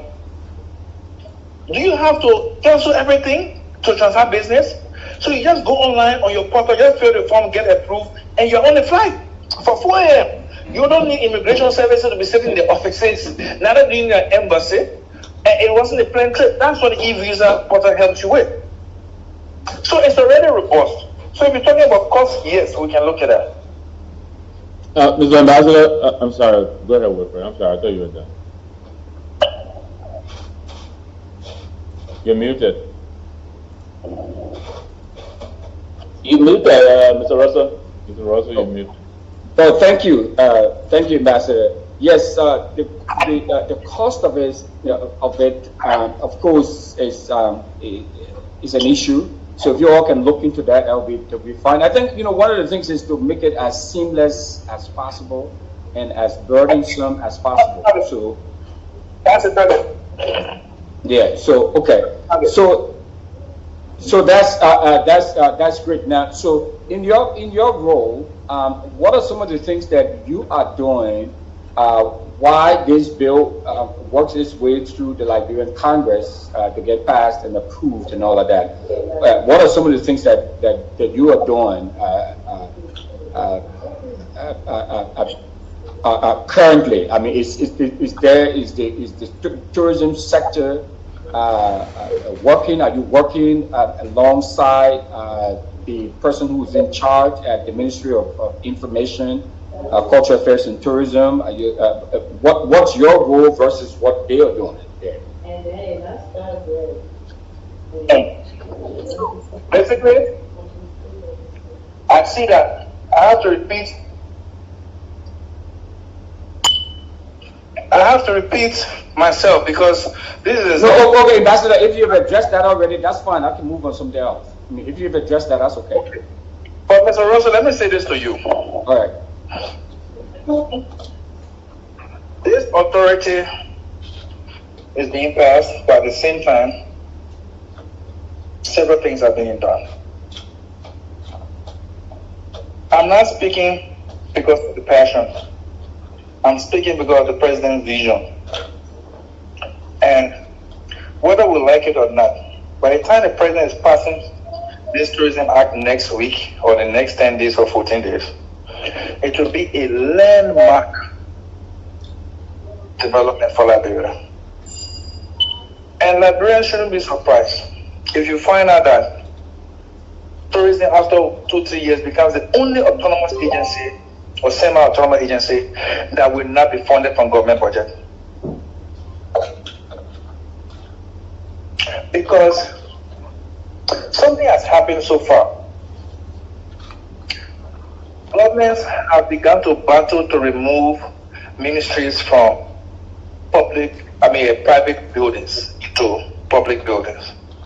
I don't think people know how much of revenue that has saved the economy and the people of Liberia. When agro-tourism picks up, I don't know if you have a farm in Liberia. Is it an actual question or a rhetorical question? Yes, I do. No, it's a rhetorical one. Okay. I don't know if you have a farm in Liberia or you've been in Liberia and see young Liberians farming. You realize that the concentration of production on just bitter balls and pepper has reduced our bonus importation from Guinea. And a lot of things are happening. And everything that happens in every sector has a proponent of tourism in it. Our greater joy is not to divide Liberia on political or religious or tribal lineage. Our greater joy is to be able to say, oh, Ahmed is doing something, and let's go and boost him up by giving him support. Because if we focus just on what we have to do for ourselves today, we will not get a result for the people coming behind us tomorrow. And that's what tourism does. It keeps you inspired and aspiring for a better tomorrow. So yes, a lot is going on. A lot is going on. And you'll be surprised. 4 or 5 years from now, you will not ask me the question. You will say, oh, I thought I knew tourism, but now I know better about tourism. And that is the goal. Thank you. I must say I'm very, very, very familiar. With the sector. I'm very aware of the potential and the dividends that are likely to be accrued as a result of putting together really a strong tourism platform, a strong tourism authority. So I'm one of those who I think is very, very knowledgeable about that. So thank you, and thanks for answering my questions. Okay. We have Ambassador Christopher Onanuga, the Special Envoy for Tourism of the President of Liberia, as our guest tonight. Ambassador Onanuga, let me ask you this question. The tourism, as you know, is a very vital sector of any economy, and like many people here, like Mr. Gilman said, or Mr. Russell, it brings a lot of revenue to our country, So now, but like you said, right now, since you got this job, you are not being paid any salary. So how are you managing to go about to travel to go to these countries? What's the arrangement with you and the president and or the government? With the president? Yeah. The president and myself can have an arrangement. I just do a piece of job and I must do it to the best of my ability. If I don't do the job to the best of my ability, it means that I'm not helping the government to grow and I'm causing chaos for the country's growth. So when you make up your mind to do something, you must be ready to sacrifice. Tomorrow, some of us are not in government hungry. We are not in government poor. Most of the people in government know that some of us been comfortable before they even started to see funding in their lives. And we've been able to invest our fundings both outside. Are you there? Yeah, I'm there. We've been able to invest our fundings both outside Liberia and in Liberia. Whether anybody likes it or not, or admits it or not, today, Citycom Liberia Limited has the largest investment in multimedia in Liberia. The largest, not investment on account, the largest investment in multimedia in Liberia. And that's running into 2 million plus. How do we make our monies? It's one thing. Have we not been into consultancy, concession negotiation, special strategic consultancy and the rest around Africa and the world? We have. Have we run our business with humility and selflessness? We have. Can we give back something because we are passionate and believe that we can make it work? We have, and we should. So this particular project of some of us saying, listen, let's deliver on the passion and what we know best for Liberia. Who knows? 3 years down the line, I may feel that I've done everything I need to achieve, and I say, Mr. President, I think we've done what we can do. Now, if we have to continue, then we have to be able to get some stipend, but they are dedicated right now to deliver on tourism. And that's the bottom line. And don't forget, I'm a stakeholder. If tourism grows, my businesses grow. And that's the reason why when they setting up the tourism authority, I need you to know this, Tony. I will not be the executive of the tourism authority. I will not. I will not be one of the executive director or deputy directors. I will not. We have to transcend the bigger picture. Because if that's the only reason why I'm trying to dodge this, then my purpose is defeated in the first place. There are a lot of trained Liberians getting masters in tourism and doing well in countries like China, Morocco, and other countries. And for those, does experience play your soul for Jesse? The answer is not. My businesses are not just in Liberia. I got a company somewhere else in West Africa that does oil and gas. The same Citycom that is in Liberia doing what it does. So I just want to tell you, without condition, I don't intend contesting a political position tomorrow. That's why I'm trying to look good. No, I'm not interested. Politics is not my thing. I will not come tomorrow and say, oh, the Lord told me. Then I lie. The second thing is this. We must be able to be truthful to ourselves before we are truthful to any other person. If you've known me for a while, and you know what I stand for, and I know you for a while, I know what you stand for, I should be able to stand up for you if things are going wrong somewhere and you're not there. And it should be vis-a-vis. I don't think nothing should give a second opinion to make you assume, presume, or think for me. That water I'm drinking, I have a motive. And that motive is not yet known. No. My motive is to serve Liberia. Don't forget, just from the last government till now, I spent 5 years in a hotel. Why? I can explain it myself. I'm not going to denigrate our government because we are government of continuity. And I don't care who misinterpreted me, misbehaved on me in the last government. Everybody in the last government, whether I like it or not, are Liberians and my brothers and my friends. And can we exclude ourselves from not being Liberians? Can we dodge ourselves from even looking at each other at the party, even if we don't say hello? Can we go on the dance floor and we not mistakenly hate each other or bump into each other? We need to transcend the agenda of negativity so we can actually have a better Liberia. My purpose of being in government is to serve. And when I think I'm done serving, I will back. Okay. One around, then we go to the phone. So one question each, and we can move to the phone. Okay. Okay.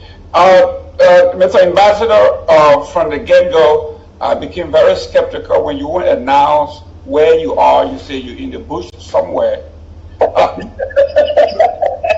Do you have a budget? And another concern is you say you drove from Monrovia to Lofa in 4 hours, and the president couldn't do it, and he flew. So can you make some clarity here to drive from Monrovia to Lofa in 4 hours? We don't have any statistics. You're not giving us any statistics. You are not giving me any measurable goals and outcome for me to say, we are going to do this from this year to that. This is the outcome. We have not seen that. And then you pivot to the extractive industry that have developed no country in the world. You say we should extract kelp from the ocean or from our rivers. That's the same extraction that have taken us anyway. So how do you justify 4 hours from Monrovia to Lofa? You say the authorities have not passed the bill yet, so basically anything else that has been done outside of the law, the Supreme Court said it is ultra-virus. So what you are doing is illegal. You have no law, you have no parameters, you have no boundary. You're doing it on your own. You have not produced any budget to see what budget you have to operate your office, and how do you derive on that budget if you work for the government? Can I respond now? Yes, go ahead. First of all, I don't think you are catching up with the fact that there's a Ministry of Information, Culture and Tourism. So there's a law on the book. There's a tourism unit on the board established somewhere working. If not, wouldn't have gotten this far. 2, I want you to listen because the questions I'm getting are not just opposing what's available. 2, trying to bring in the authority independently to be able to do better than he's doing where he's sitting down. It should tell you that the country is prepared for growth and the government understands the growth mentality and the president has the political will to make it happen. That's what it means. Now, you talk about budget. And I repeat to you, because I have the network and the contacts that other people in government are doing along with me, we will continue to do what we have to do to make it happen. So that when the authority takes place, it will not be crawling, it will be walking, running, and talking and dancing. Then you talk about you became skeptical about where I am. No, so are you telling me there's no budget? Can I lay out? No, but I won't let you to gloss over that. Do you have a budget and how do you derive your budget? Can you let me finish? Because you asked a question about budget and I want to answer it. And I will not be able to just jump over you. I want to answer your questions synchronically as the way you produce the questions. Can I do that? Go ahead, sir. So, when you look at where you ask the question, being skeptical about where I am, I arrived in Ghana this morning to visit one or two rural tourist sites and see how rural tourism attracts tourists without having to have the amenities of life, good roads, best of water, best of healthcare. How do they do it in this part of area where you see they have 30 chalets, but then the chalets are full, and you have people at the transit camp sleeping in tents, and they are not complaining. We need to know how it's done and how they are happy, because then we can replicate such rural stuff. Then we also have been to Barbados. Barbados don't have tar roads in most cases. 60, 70%, 80% of the roads are dusty roads, but tourism is there in huge quantity. How they do rural tourism that we cannot do it? That when we're talking from America, we say all the roads must be tarred, all the cars must be brand new.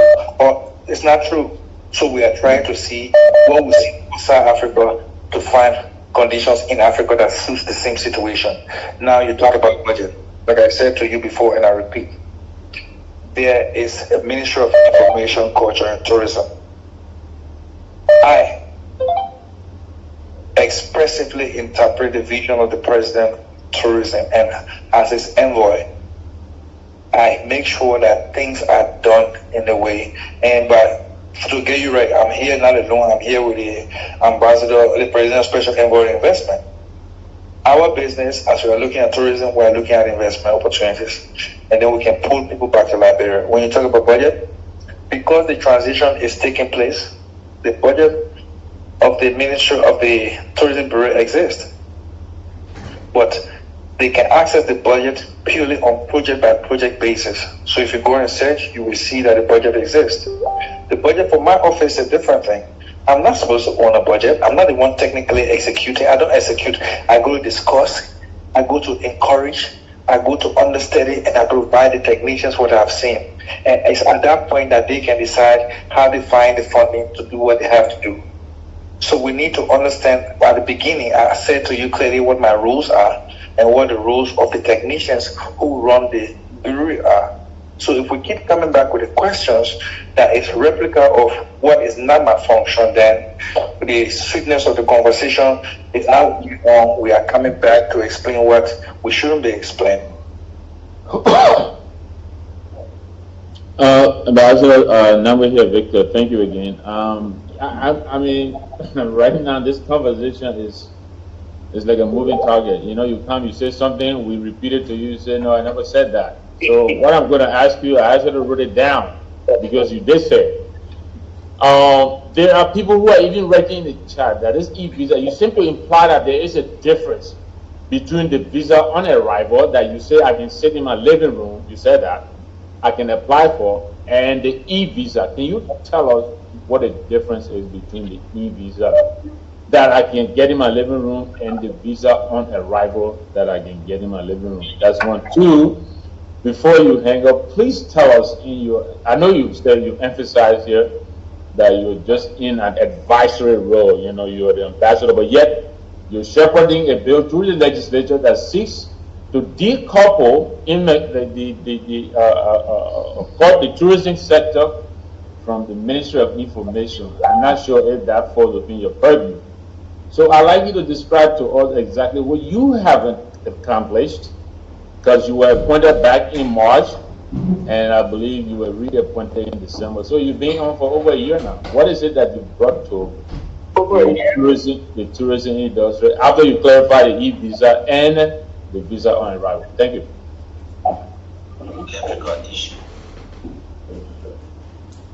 Mr. Russell, you off camera.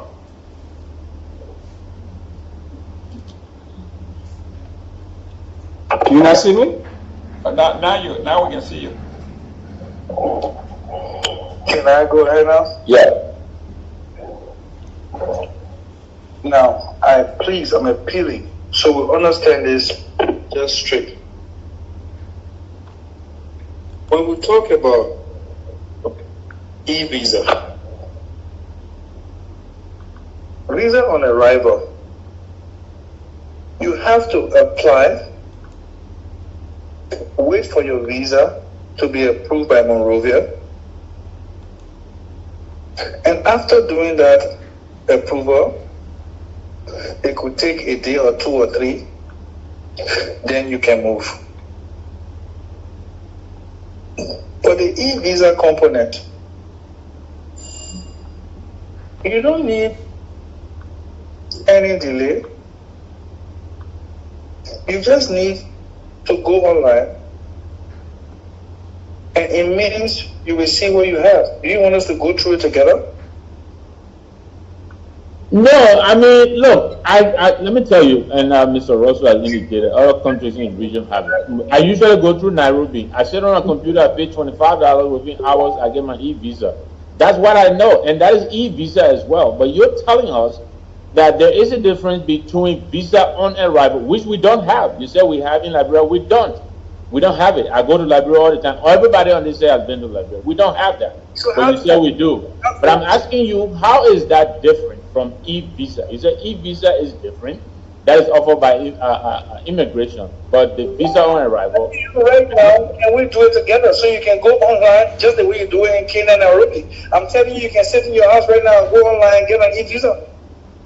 All right, Ambassador, go ahead, please. Can we go together? It's called e-visa portal. It's Liberia e-visa. It's there. Come on, please. I just sent you a picture. There are people in the chat. They're telling us it's not working. I haven't tried personally, but I read up on it last week. I don't know. I haven't tried the website, but there are people here. It did work. I did try it. I want to be fair to the ambassador. I did try and was leading me through the process, but I didn't need a visa. I already. Okay. Okay. But listen. There is no visa on arrival. Yeah, there's a difference, Dr. Peabody. I just came too. I was just there too. I'm saying the process. I just checked the process, and I was going through it. It was guiding me to where I wanted to go in terms of. Again, I'm just saying the process. I just got up the line. That Peabody, you somehow correct. It's here, right? But again, there's a lot of technical glitches where you have to go through it. It's not lead to the. This is a 3 prompt steps, right? You have to go through step 1, step 2, and the rest of that. But the system needs to be upgraded on a serious note.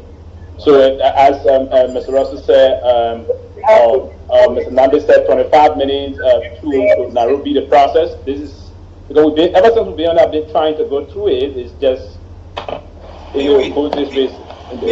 There is no visa on arrival. Period.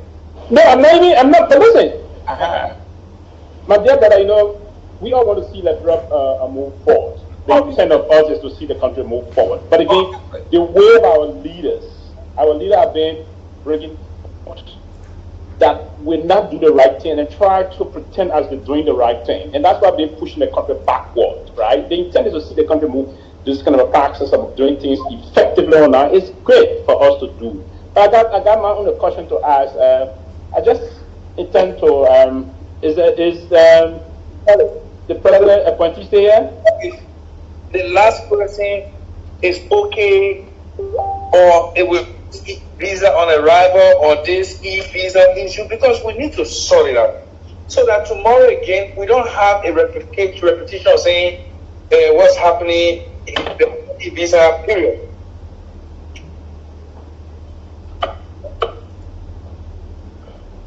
Somebody, can I come in now? Everybody talk. Go ahead. Oh, go ahead. Okay, go ahead, go ahead. Honorable Ambassador, let me ask you my one question here. You may have said it, but let me. Okay, there's the e-visa form. Yeah, yes, that, yeah. Did you guys see it? The e-visa form. Yeah, I did do that though. I mean, not the form. We are talking about. It's not a form. Let's talk about this money. We're going through all seen the thing here. I'm talking about visa on arrival. He said it's been there for years, and I said it doesn't exist. but there has been some form that when you go to Liberia, they send it to you. You put it on your phone, and then when you get to Liberia, that's e-visa. That's not visa on arrival. No, that's not e-visa. That's the letter they give you. The e-visa is when you go to. That appeal. Can I go ahead with my question? Go ahead. The ambassador, are you there with the ambassador? I'm here with you. Okay, let me ask you, Mr. Ambassador, about one question here. You may have said it, but maybe I didn't get it, so I want to ask again. What is your plan? What plan did you present to President Barker and say, hey, this is our plan for tourism, and this is what we plan to go by? Have you done that? Oh my God. Yeah. Okay. Maybe. Let me come back. There is a Ministry of Information, Culture, and Tourism. Okay. And that tourism component of the Ministry of Information is technical and operational. We cannot double function. The president have advisors and have envoys. There's advisor legal, the same with the attorney general. There's economy advisor, senior and junior. There's political advisor. There's the presidential special envoy on tourism. We have our roles to play. We have our roles to enhance the vision and put out the vision of the president to aid the operational and technical institution perform better.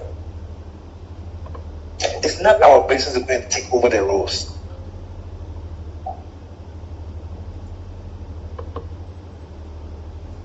So, we work with them to make it better. We don't go and overload them. But as it may be now that you can see, Liberia's tourism situation is going through a transition. If you ask this question a year from now, it will still not be me answering the question. It will not be the executive director of the tourism authority answering that question.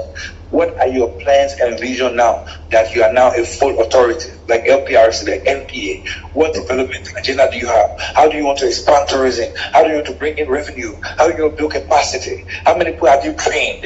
How many persons have you brought into this country as investors? That's how we'll be talking to the tourism authority. And that's why there's a rigorous process to select the people who become executives of the tourism authority, because we know that when they come in, they'll be running. But we are doing comparatives now with what's outside and just piling those things so that when they get in, we can provide this will help you to find out. So at least you don't have so much to stress on in terms of looking there. Let's see how you can digest this, how you can produce them into better documentation that are practical for the growth of tourism to meet today's agenda on tourism, because we can't be running. We can't be walking. People are not waiting for us to crawl. They're not waiting for excuses. Thank you. I think that's clear. Thank you. Thank you. So, thank you. Thank you.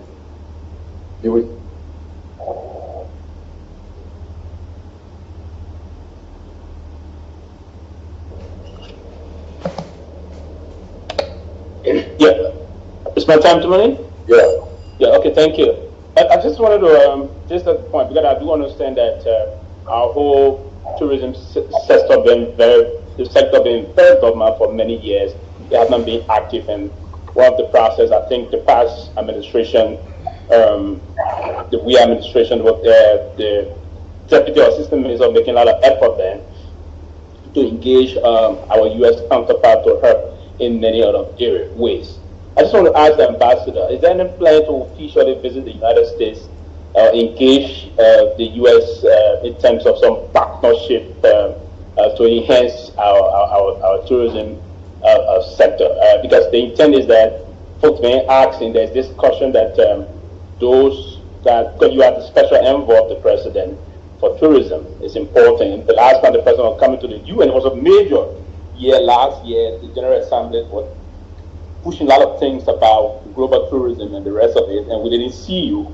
And there was this news that that there's some issue about your coming to the U.S. Is there an effort you're trying to push to come here and enhance that capacity through your own expertise to see how the government of this country can also help in that direction? But bro, we get information value. We get plenty of information. But anyway, let me say this to you. Every country is important for us, including America. The most vibrant group of intellectuals for Liberia are the librarians in America. That's why the government recognizes ULA and every other major institution. So yes, by the time this institution is formed, like I said to you, this body is about to, the act will be signed in the next maybe 10, 14 days. When this act is signed, the authority is established. How can we run away from Liberia? I can't run from America. Nobody can run away. So, on a clear term, China has been visited. Korea has been visited. Malaysia has been visited. I just came from Europe. I just came from Dominican. Like America is not an exception. Every single country that has the opportunity in Liberians and investment cash to help Liberia grow, we have a responsibility to make it happen. And we have a responsibility to make it happen without limits. Now let me ask you a question. Let me be rhetorical. How on earth do we want to build and we create exceptions? You're in America right now. There is no way you don't want to come to Liberia to do something. So if we have to come to you, then we have to come to you. But making it about me, then I'm confused. Because yes, to come to America, yes we will. It's not basically about you. It's that you travel all over the other countries between if you want to come here to at least do that also. The fact you're going to China or when are you coming to here? I've not been to the UK. No, excuse me. Let me answer your question. I've not been to the UK. I've not been to Germany. You've been to several countries in my life. But I've been to America every day up to 2023 ending. Up to the election. Yeah. So like I said to you, at the appropriate time, okay, the appropriate things will be done. I will do visit without any leave. So also, Thank you. And just a quick question. One of the actors I spoke to when I was in Liberia told me that 60% of the revenue from tourism, this particular business, he said 60% of his revenue from tourism is earned locally, domestically. So domestic tourists are the ones that giving him a lot of the income that he was generating and realizing from tourism. So my question to you, though, is if that is the case, what plans do you have to increase the number of tourists from the diaspora to at least to a significant number? Because at this time, it's not as high, according to him, it's not as high as the domestic tourists.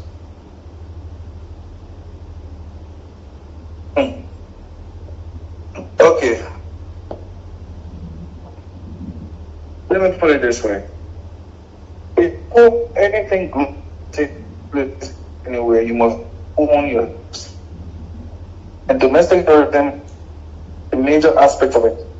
For the farm process, if import, make them you have to accept your independence, isn't it?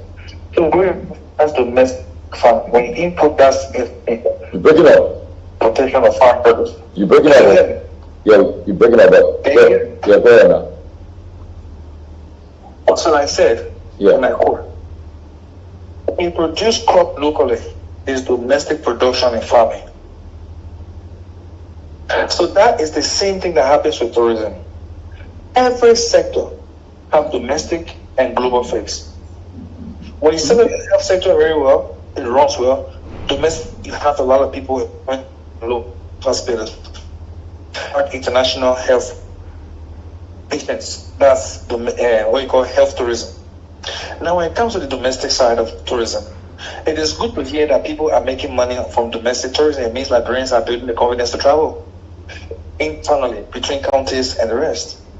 And that's the first kind of tourism that must work in any country, domestic tourism. When it works, then the rest will pick up. Now, the diaspora.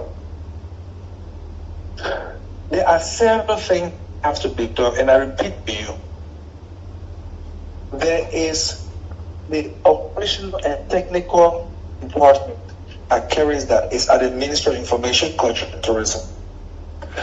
That is what we are taking up to become an autonomous agency, the National Tourism Authority. It is this authority that will design the pillars, the framework, the plans for domestic and global tourism attraction. I keep stating what the rules are, but I keep being put to deliver on it. And that's why even our lawmakers are failing, because our lawmakers should be making laws for us, but they are ending up being the ones producing the roads, the bridges, and everything. So the expectation is high on them. They have to forcefully play the role of the executive, because they go, instead of talking about the law, they make promises that I will do road, I will build a road myself, I will do this, I will do that. Is that a core function of making the laws? The answer is no. So I keep referring to you back that we will aid the facilitation of the authority to function better. We will look outside, look at the network we have, and find a way to have global training activities going on that will actually build the economy. So those are our concerns. Okay, Siddiqui. Yeah, hello everyone. So I've been following the show, and I think almost all the questions have been asked. But there's this question I want to ask the ambassador. Every time you answer the question, you keep mentioning about the president's vision, the president's vision. It seems like you really, really care about the president's vision, and which is good. But I just want to ask you this question. During the last administration, public officials took a lot of criticism, and I can say that was part of the reason that the CDC could not win the re-election during the last election, about how they present themselves in the public, in terms of living luxurious life, putting out things that Liberian people cannot afford, a lot of that. And since you've been appointed, you and your co-worker Mohammed Ba, you guys have been displaying a lot of luxurious things, and I understand you say you're not taking salary and all of that, and coming from a background of you talking about the president's vision, do you know or do you understand the harm that caused, judging from the fact that A lot of people who supported the rescue mission, they don't have a job, they can't even afford to feed themselves and all of that.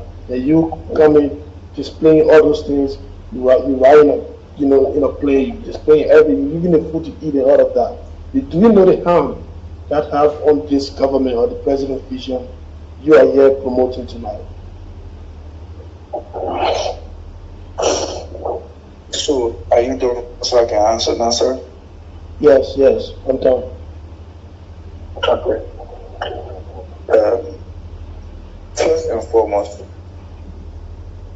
the only tool, the only means of showing tourism activities in any country around the world is through pictures and videos.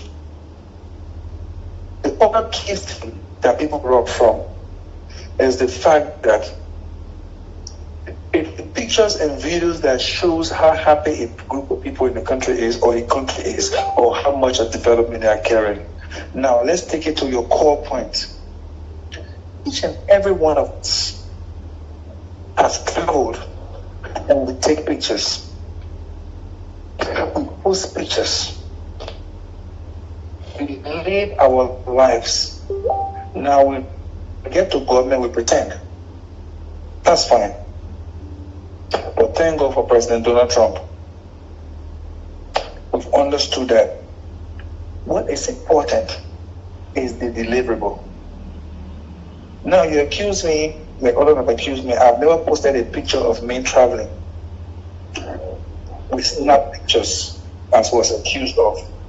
The people who posted the pictures were not accused of them. And even if someone did something by mistake, you could correct them. When somebody says, oh, you posted a picture of yourself in business class. I've been riding business class for over 20 years. And I've been posting pictures. But when somebody now trying to make it sensational, you in business class, you got a bottle of champagne and you popping champagne. First of all, no one who is a good traveler will agree that you are allowed to have a bottle of champagne in business class or on a flight. It's illegal because a big bottle is not allowed. It's rubber bottles. So how can you pop champagne on the flight? It's also illegal. So that part of it is out of the question. But again, I want to state this clearly.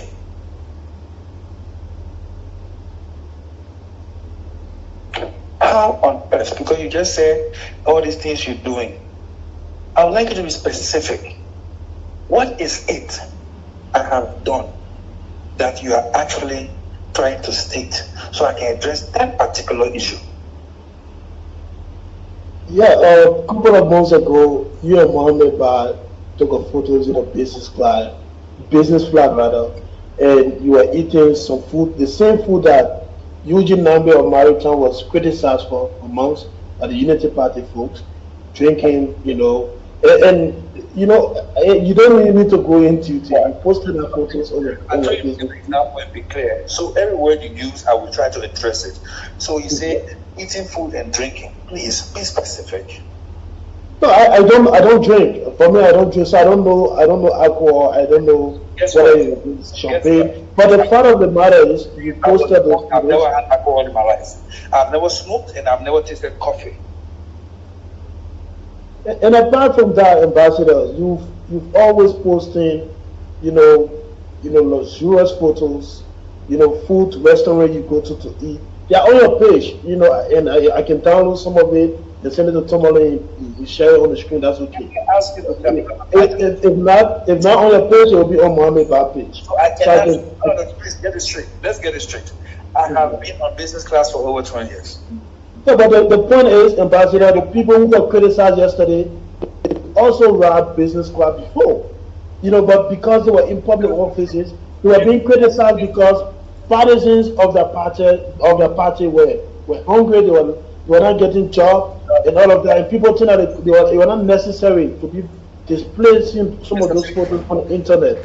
So it's the same thing you are doing now. So I'm just concerned about the harm, some of the posts got to do with the president's vision that you are promoting. Let me correct this first of all. I don't drink and I don't smoke. I've never done that since I was born. And even better, I've never tasted coffee in my life. So when you say doing all those kind of things and you're saying drinking, I need you to examine that. And I'm proud of you that you have been having the kind of self-control that I have not to drink. Because it means your senses are intact just like mine. So when I say things, I don't have to drift. So making it sensational, the way people do it, is out of context. And secondly, Mr. Siddiqui, for over 20 years, I've traveled business class, I've posted pictures. Everybody in government posts pictures. The difference with me today is that I'm advising conditions on tourism. And the only way to say tourism to any country, that's why Rwanda, America, Turkey pay billions of dollars to CNN and rest just to show off videos and pictures.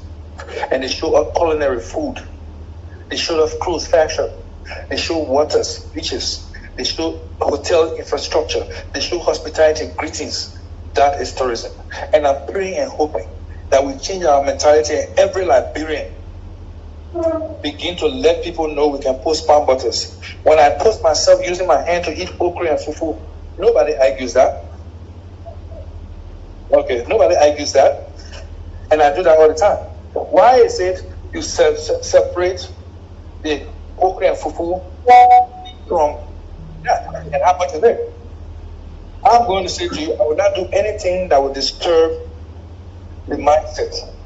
But I will not allow the opportunity that comes to celebrate Liberia, celebrate our culinary, our influence, and celebrate my movement because of any other further conditions. Okay. Wow. Thank you. It's great to have you on, Mr. The Special Presidential Envoy on Tourism. Let me start with the last few comments you made, which I take offense with. You said something about it's important to take pictures and post pictures. And I don't think that should be coming from the ambassador. On tourism. I think that's beneath you, and I think it does little to uplift the tourism sector in our country. Now, I want to highlight something. I will highlight Jamaica, for instance. When you come on a platform like this, I think it's important, and it's a great dialogue, and it's important that we have these conversations. But we need to talk about the big things, the things that will truly drive and uplift tourism in our country. By the way, I'm sure you probably is aware of the importance of the role that tourism played in the economy of serious country.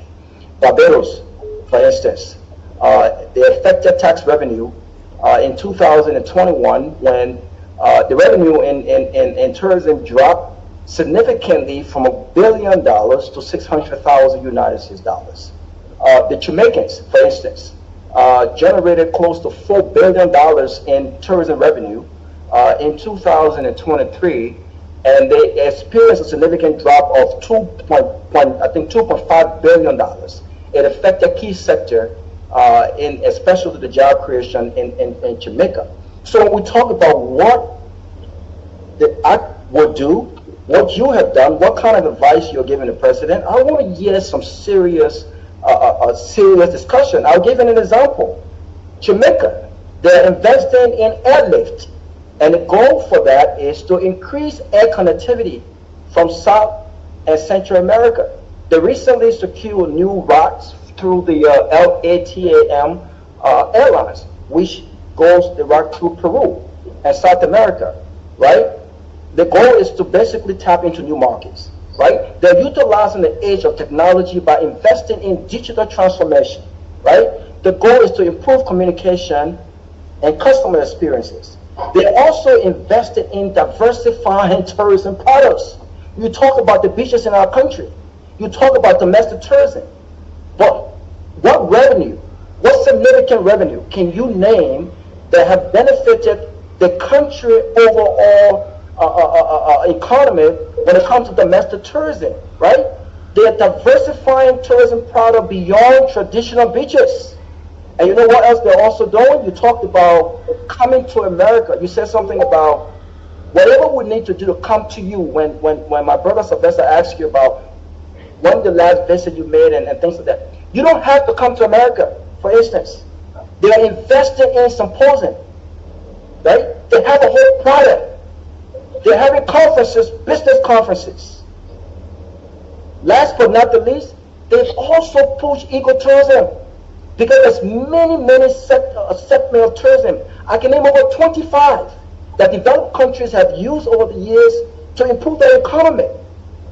Liberia, we have to start small. My question to you is, when you looked at countries that are benefiting from tourism, the revenue, the importance of tourism, and looking at the case of Liberia and how far back we are, we're so far back to the point where we attempted to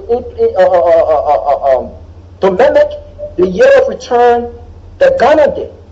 And it showed that our infrastructure was so poor to the point where we did not, I'm not sure how much we even generated from that attempt, because it had absolutely no plan. So we need true experts. We need people who understand tourism practically and academically. So when you look at all of these countries and what they put in place to improve tourism, I want to ask you this question. Do you think that you've done a great job as envoy to the president on tourism? I know the authority has yet to be established. I know there are lots of work that needs to be done on there. I know expert Liberians who have the practical and academic experts in this area have got to get on board. But do you think that you fit the characteristics and the qualification to truly lead the task until this is done, to really give the president serious advice on what we need to start driving tourism in our country?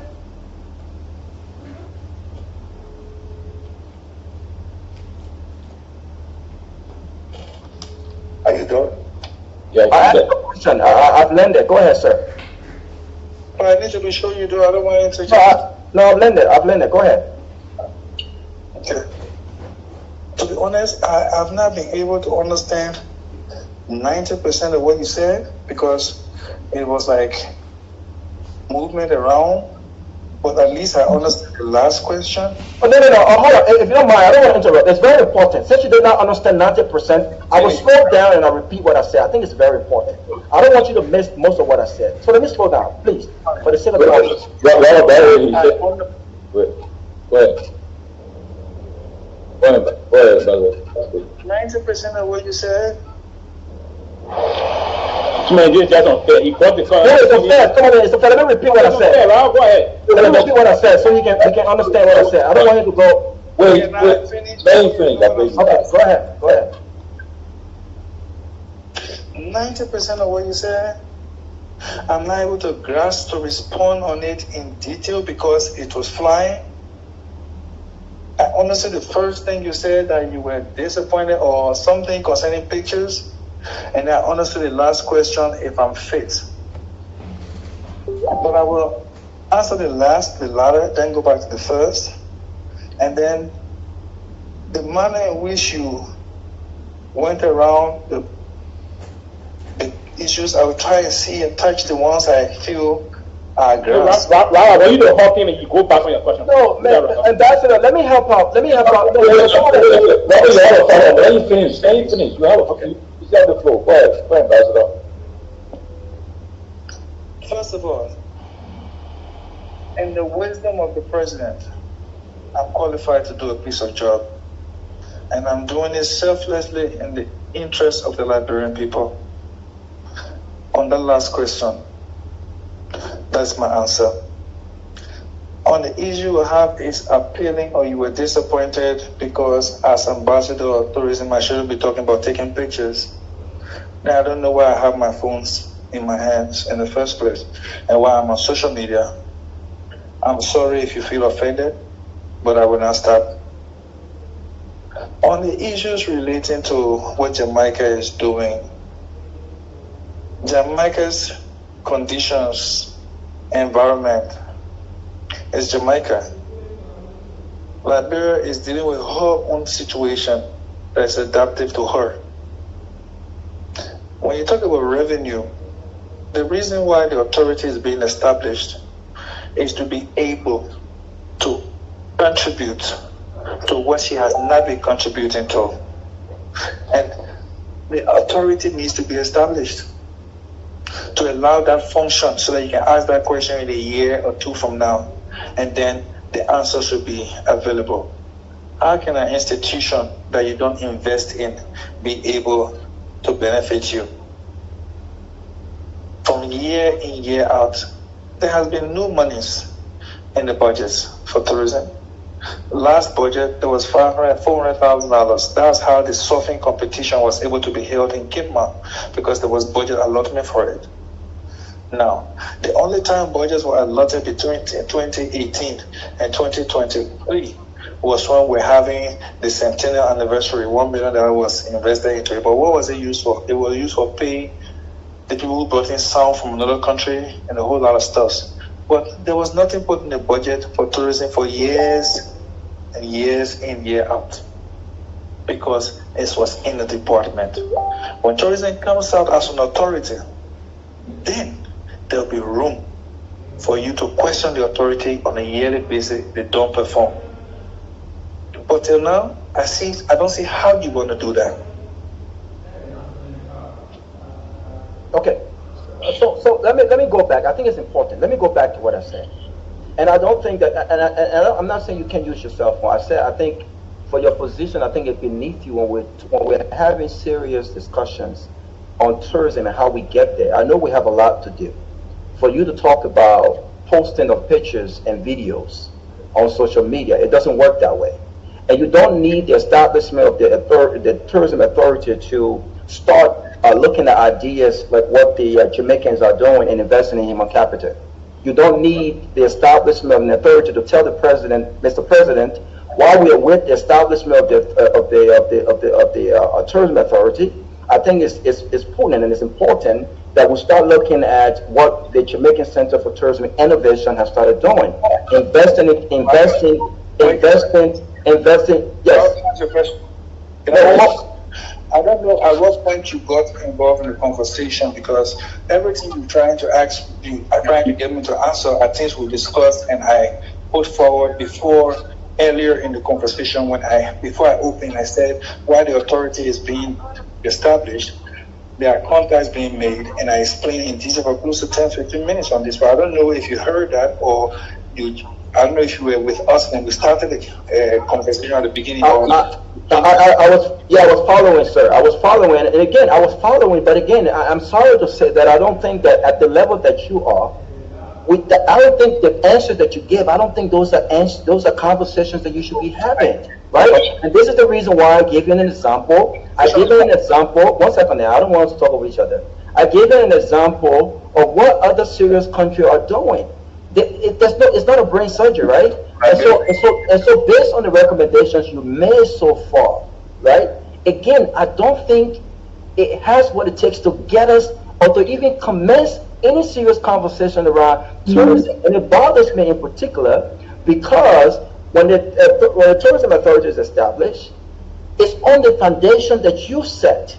It's on the advice that you giving the president that this will start. So let me repeat what I said real quick, and I will stop here. Can you give me an idea of what I said that you said was not good enough? I did not hear anything of substance when you talk about the foundation and setting the blueprint for Liberia's tourism.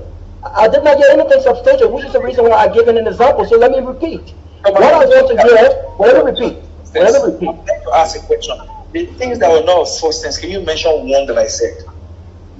Sir, let me repeat. Oh, no. I think what we should be talking about is how we get started. And I did not hear you say, for instance, it's not a balanced conversation. He asked him, he said, mention the things he said that wasn't of substance. I did not hear anything that was of substance. I don't have time to nitpick what he said. So let me give you an example. What I want you. Mr.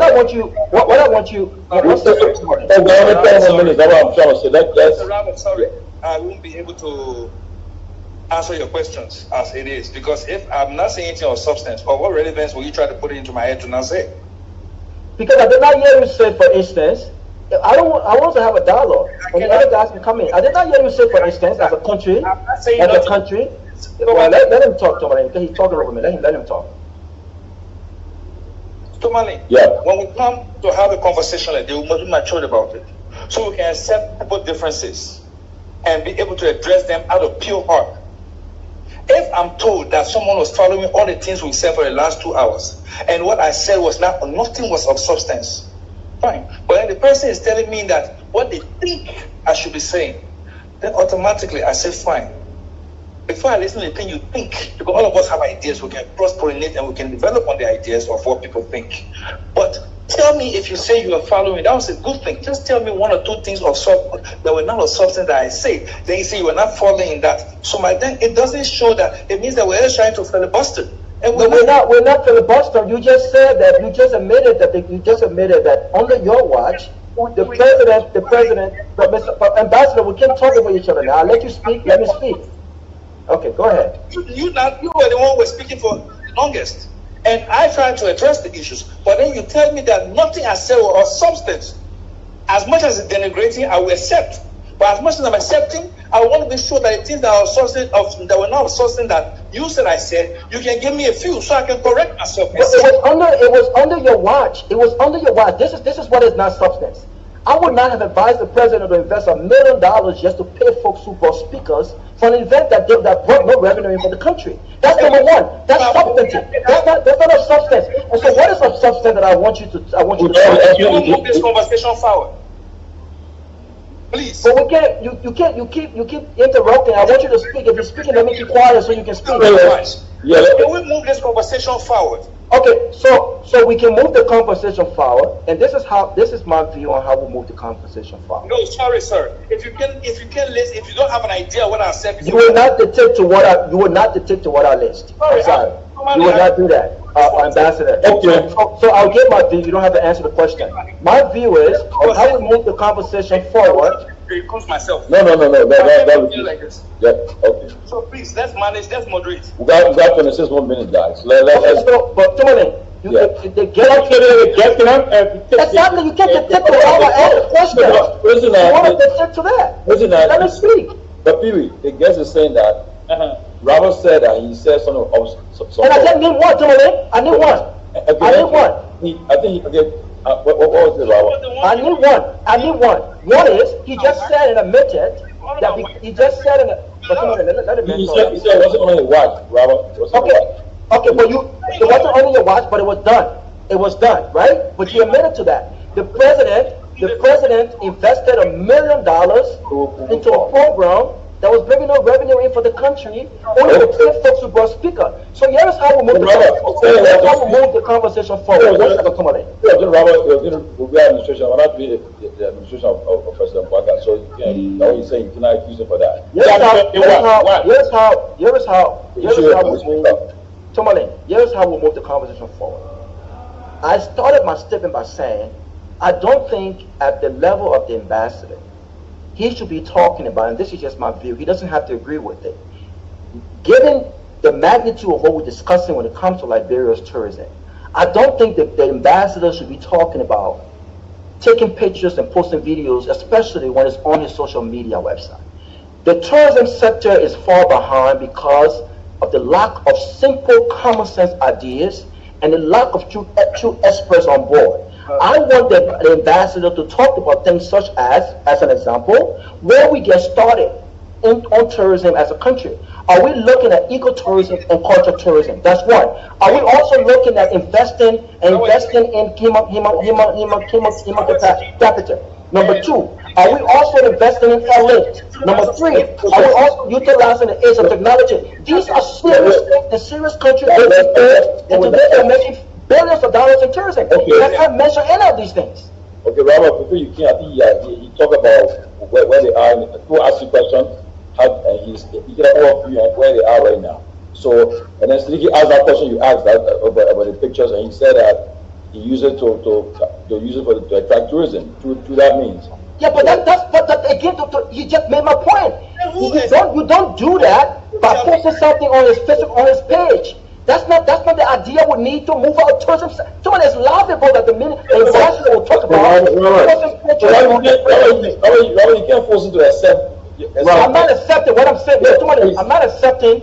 I'm not forcing him to accept. What I'm telling you is we have an uphill battle here when it comes to tourism. And when we have this conversation, especially at his level, we should be talking about serious issues, given what other countries have benefited to move tourism sector forward. We can be talking about the ambassador posting pictures of video on his personal page. How many So the ambassador did answer that question. He said that he'd been flying before he even got this job on business. I don't care what it, but that's not my contention. I don't care. But what I'm saying is,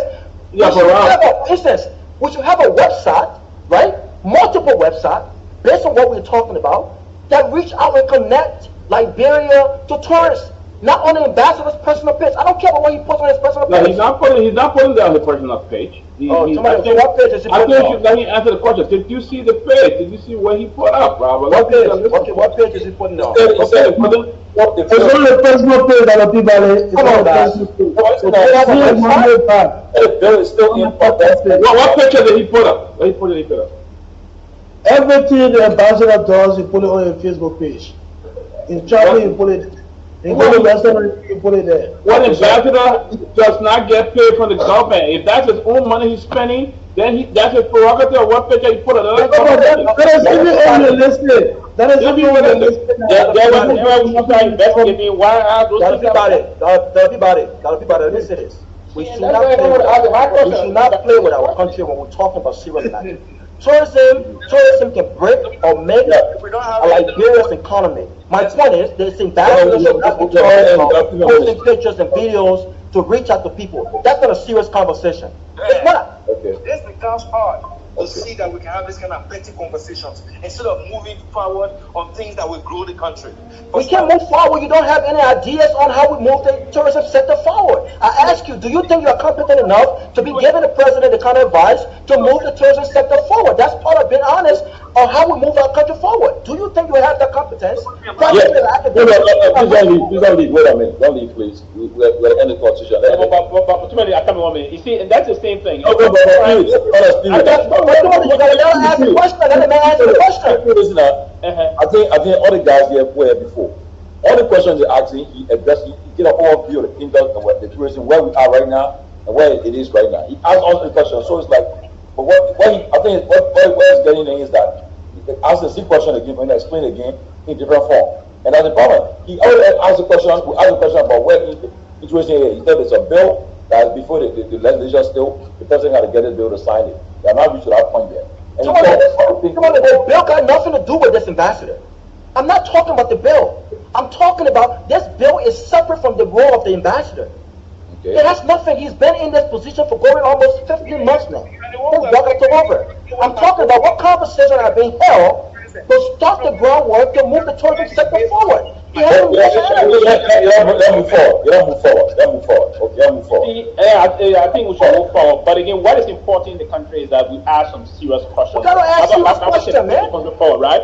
Now, if we wanted to ask, and that's the same thing I reported during the Miss Liberia time when things were holding again. This very ambassador managed that program at the time. There was a lot of chaos, a lot of terrible accusation came about. They removed that responsibility from him. When folks begin to ask him questions, now you are a special envoy. What was your role at the time when all those things unfolded? What did it, I mean, you see too many. What is affecting Liberia is that we try to cower in to individuals that believe they can go and do behind the same situation. It's unfortunate. And then you prove, as you tell how he's competent, what he's done personally, as individual to transform the sector. It's not about. Okay, but let's do your closing. So, I mean, we want to trend the line to ready start asking hard questions. He or going on the attack, we want to go for a lot of things we uncover. Let's go on. Man. The intellectuality and sound manners to which we present our country matters a lot. And I beckon onto every single leader. You can have all your political differences, but when it comes to national growth, the synchronism should be unique.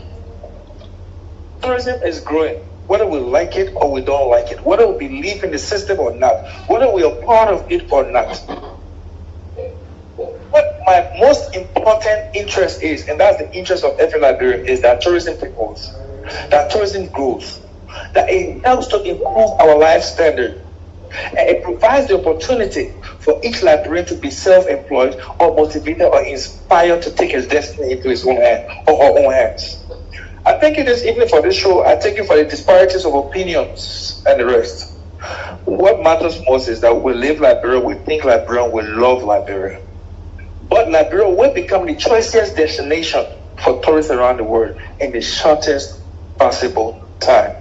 And on this note, I will say to my friends, police and citizens and partners in the different sectors or different sphere of disagreement and the rest, that we just have one patrimony. When we destroy each other so badly, and nobody is credible to do nothing, who will do something? God bless you as you take a nice night, man. That's what it is. Thank you so much. Thanks to the ambassador for coming on. Dumoulin, I think it's important, and it's good. I got wait for you. I think it's important that we draw these contracts. You know, I looked at Winfrey every time he goes to Liberia, and I looked at the content and the things that he tries to do. I think if you watch his account and the things that he tries to do, I just looked at his video recently. I think it gives more significance when it comes to what Liberia has to offer than the ambassador, whether he flies business class, whether he posts bomb butter on his page, whether he posts videos and pictures on his page. This is not the conversation we should be having. The smaller countries that are bringing in billions of dollars in revenue are not having these conversations. The ambassador of Jamaica was at my hotel a few weeks ago with the tourism minister and one of the board members having a conference on why you should visit Jamaica. And in that conference, they had a whole list, do a video, a professional video. It is a reflection of what they've invested in digital transformation, connecting with the rest of the world. These are serious conversations. They have over 300 business folks in different sectors to convince folks why they should come to Liberia, content creators from different countries around the world. And you know what? The government did not spend a dime outside of putting together what they already had. Let's have these serious conversations. We should be talking about ecotourism, cultural tourism, and what it takes to start that process in Liberia. There's over 25 sectors when it comes to tourism around the world. Why have we not settled on two? That makes sense, that is economical for us to start the process right now. We cannot have an ambassador at the level he is right now, advising the president on tourism, come in and talk about taking pictures, taking videos, business class, and all of this stuff that he talked about. It's insignificant to the growth and development of tourism in our country. We gotta have serious conversations. Other countries that have Christopher Onanuga are moving forward. They're moving forward. Why are we not moving forward? So it's not disrespectful. It's not unfair to ask the ambassador. Does he have the competence to hold the position he holds right now? Because from all indications, I have not heard a single idea, anything for that sort, that improve tourism, and I'm worried.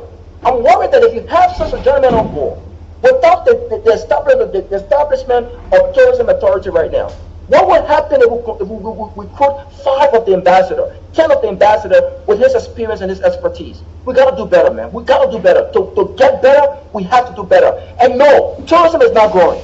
Tourism is not growing. Do we have the potential to grow? Yes, we do, but it's not growing. So don't come here and tell us tourism is growing and in the shortest possible time, Liberia will be the tourist destination. No, it doesn't work that way. It took Ghana 25 years to get the ball rolling. It's not a walk in the park.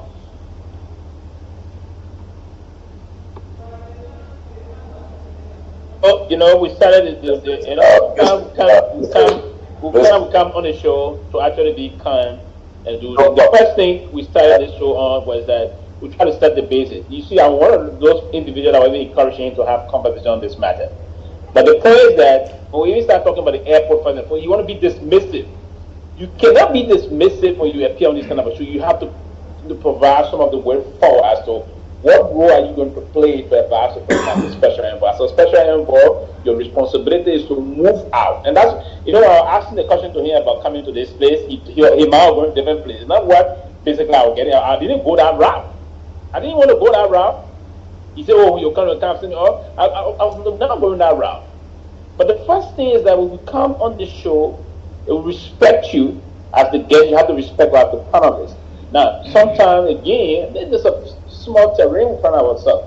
Some of the panelists can have very good friends and probably that are people are a little sympathetic towards and they are good friends or so. So you try to use that now to see if you can find where to attack them or listen. I don't know. Just like I keep I come up in a good mood, and that's one of the reasons why I was a little bit soft. But listen, if we all play a role in the country, and you say the young students that went and Rawa just stated something that Ghana took 25 years to set the basis to start ripping from what they set up. For to get set up, we have to do the requisite and the needful process money. You need to project a sense of security and peace in the country, right? For your country to be. Now, if you get on an Air Brussels flight, you will see as a short video. I know you can be very curious to do what and do on the plane. It's a video of the Senator Olome. There's a short video of 10 minutes of Olome. There's a video of Mali, a video of Gambia, and the rest of that. These are things we have to start to do. And the very Brussels flight, trying to land in Monrovia, is diving Brussels to do that on their flight for us. But he's dismissing that. You can't even put the light on there. Here's the thing now. You see, the problem. If you ask the person a question on an issue, you ask the question, and then, but don't do it in a way the person will feel that you're trying to like you have a different motive with them, different motive when you try to be the question. Okay? He spoke. I think when initially Mr. Nango was here, Mr. Game was here, and you addressed the other issue now, right? So the question, Mr. Game, I'm not sure they were even happy with setting up the question, but they didn't like you know, Mr. Nango and he was for example, well, he was answering directly, right? And he left it. But when you try to forget that you have a guest, give me a guest to feed. Like just coming to come and just I had a minute get into something. Let me say something else before I go, right? I think let me say something. We are not yet to pamper our guests. Yes, you can't. I mean, you can't be the guest feeder. That'll Peabody energize him because Peabody already been nice. Let me say this. And that is not being nice. No, let me say this. I encourage it. So no, it's not.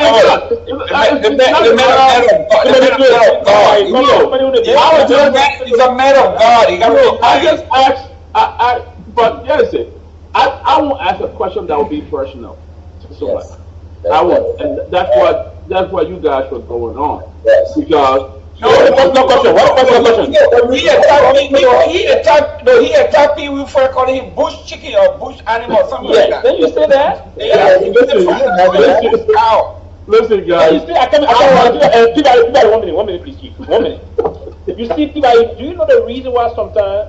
And there's no space he has to say, that's on the show, but someone will come down for the sake of the show. Let me say something quickly. I think that's why we'll go after him. But there's no room. And then the bucket thing, I mean, should not be involved. The Miss LeBron saga, if he went through that, why they took it from him? They shouldn't make him involved.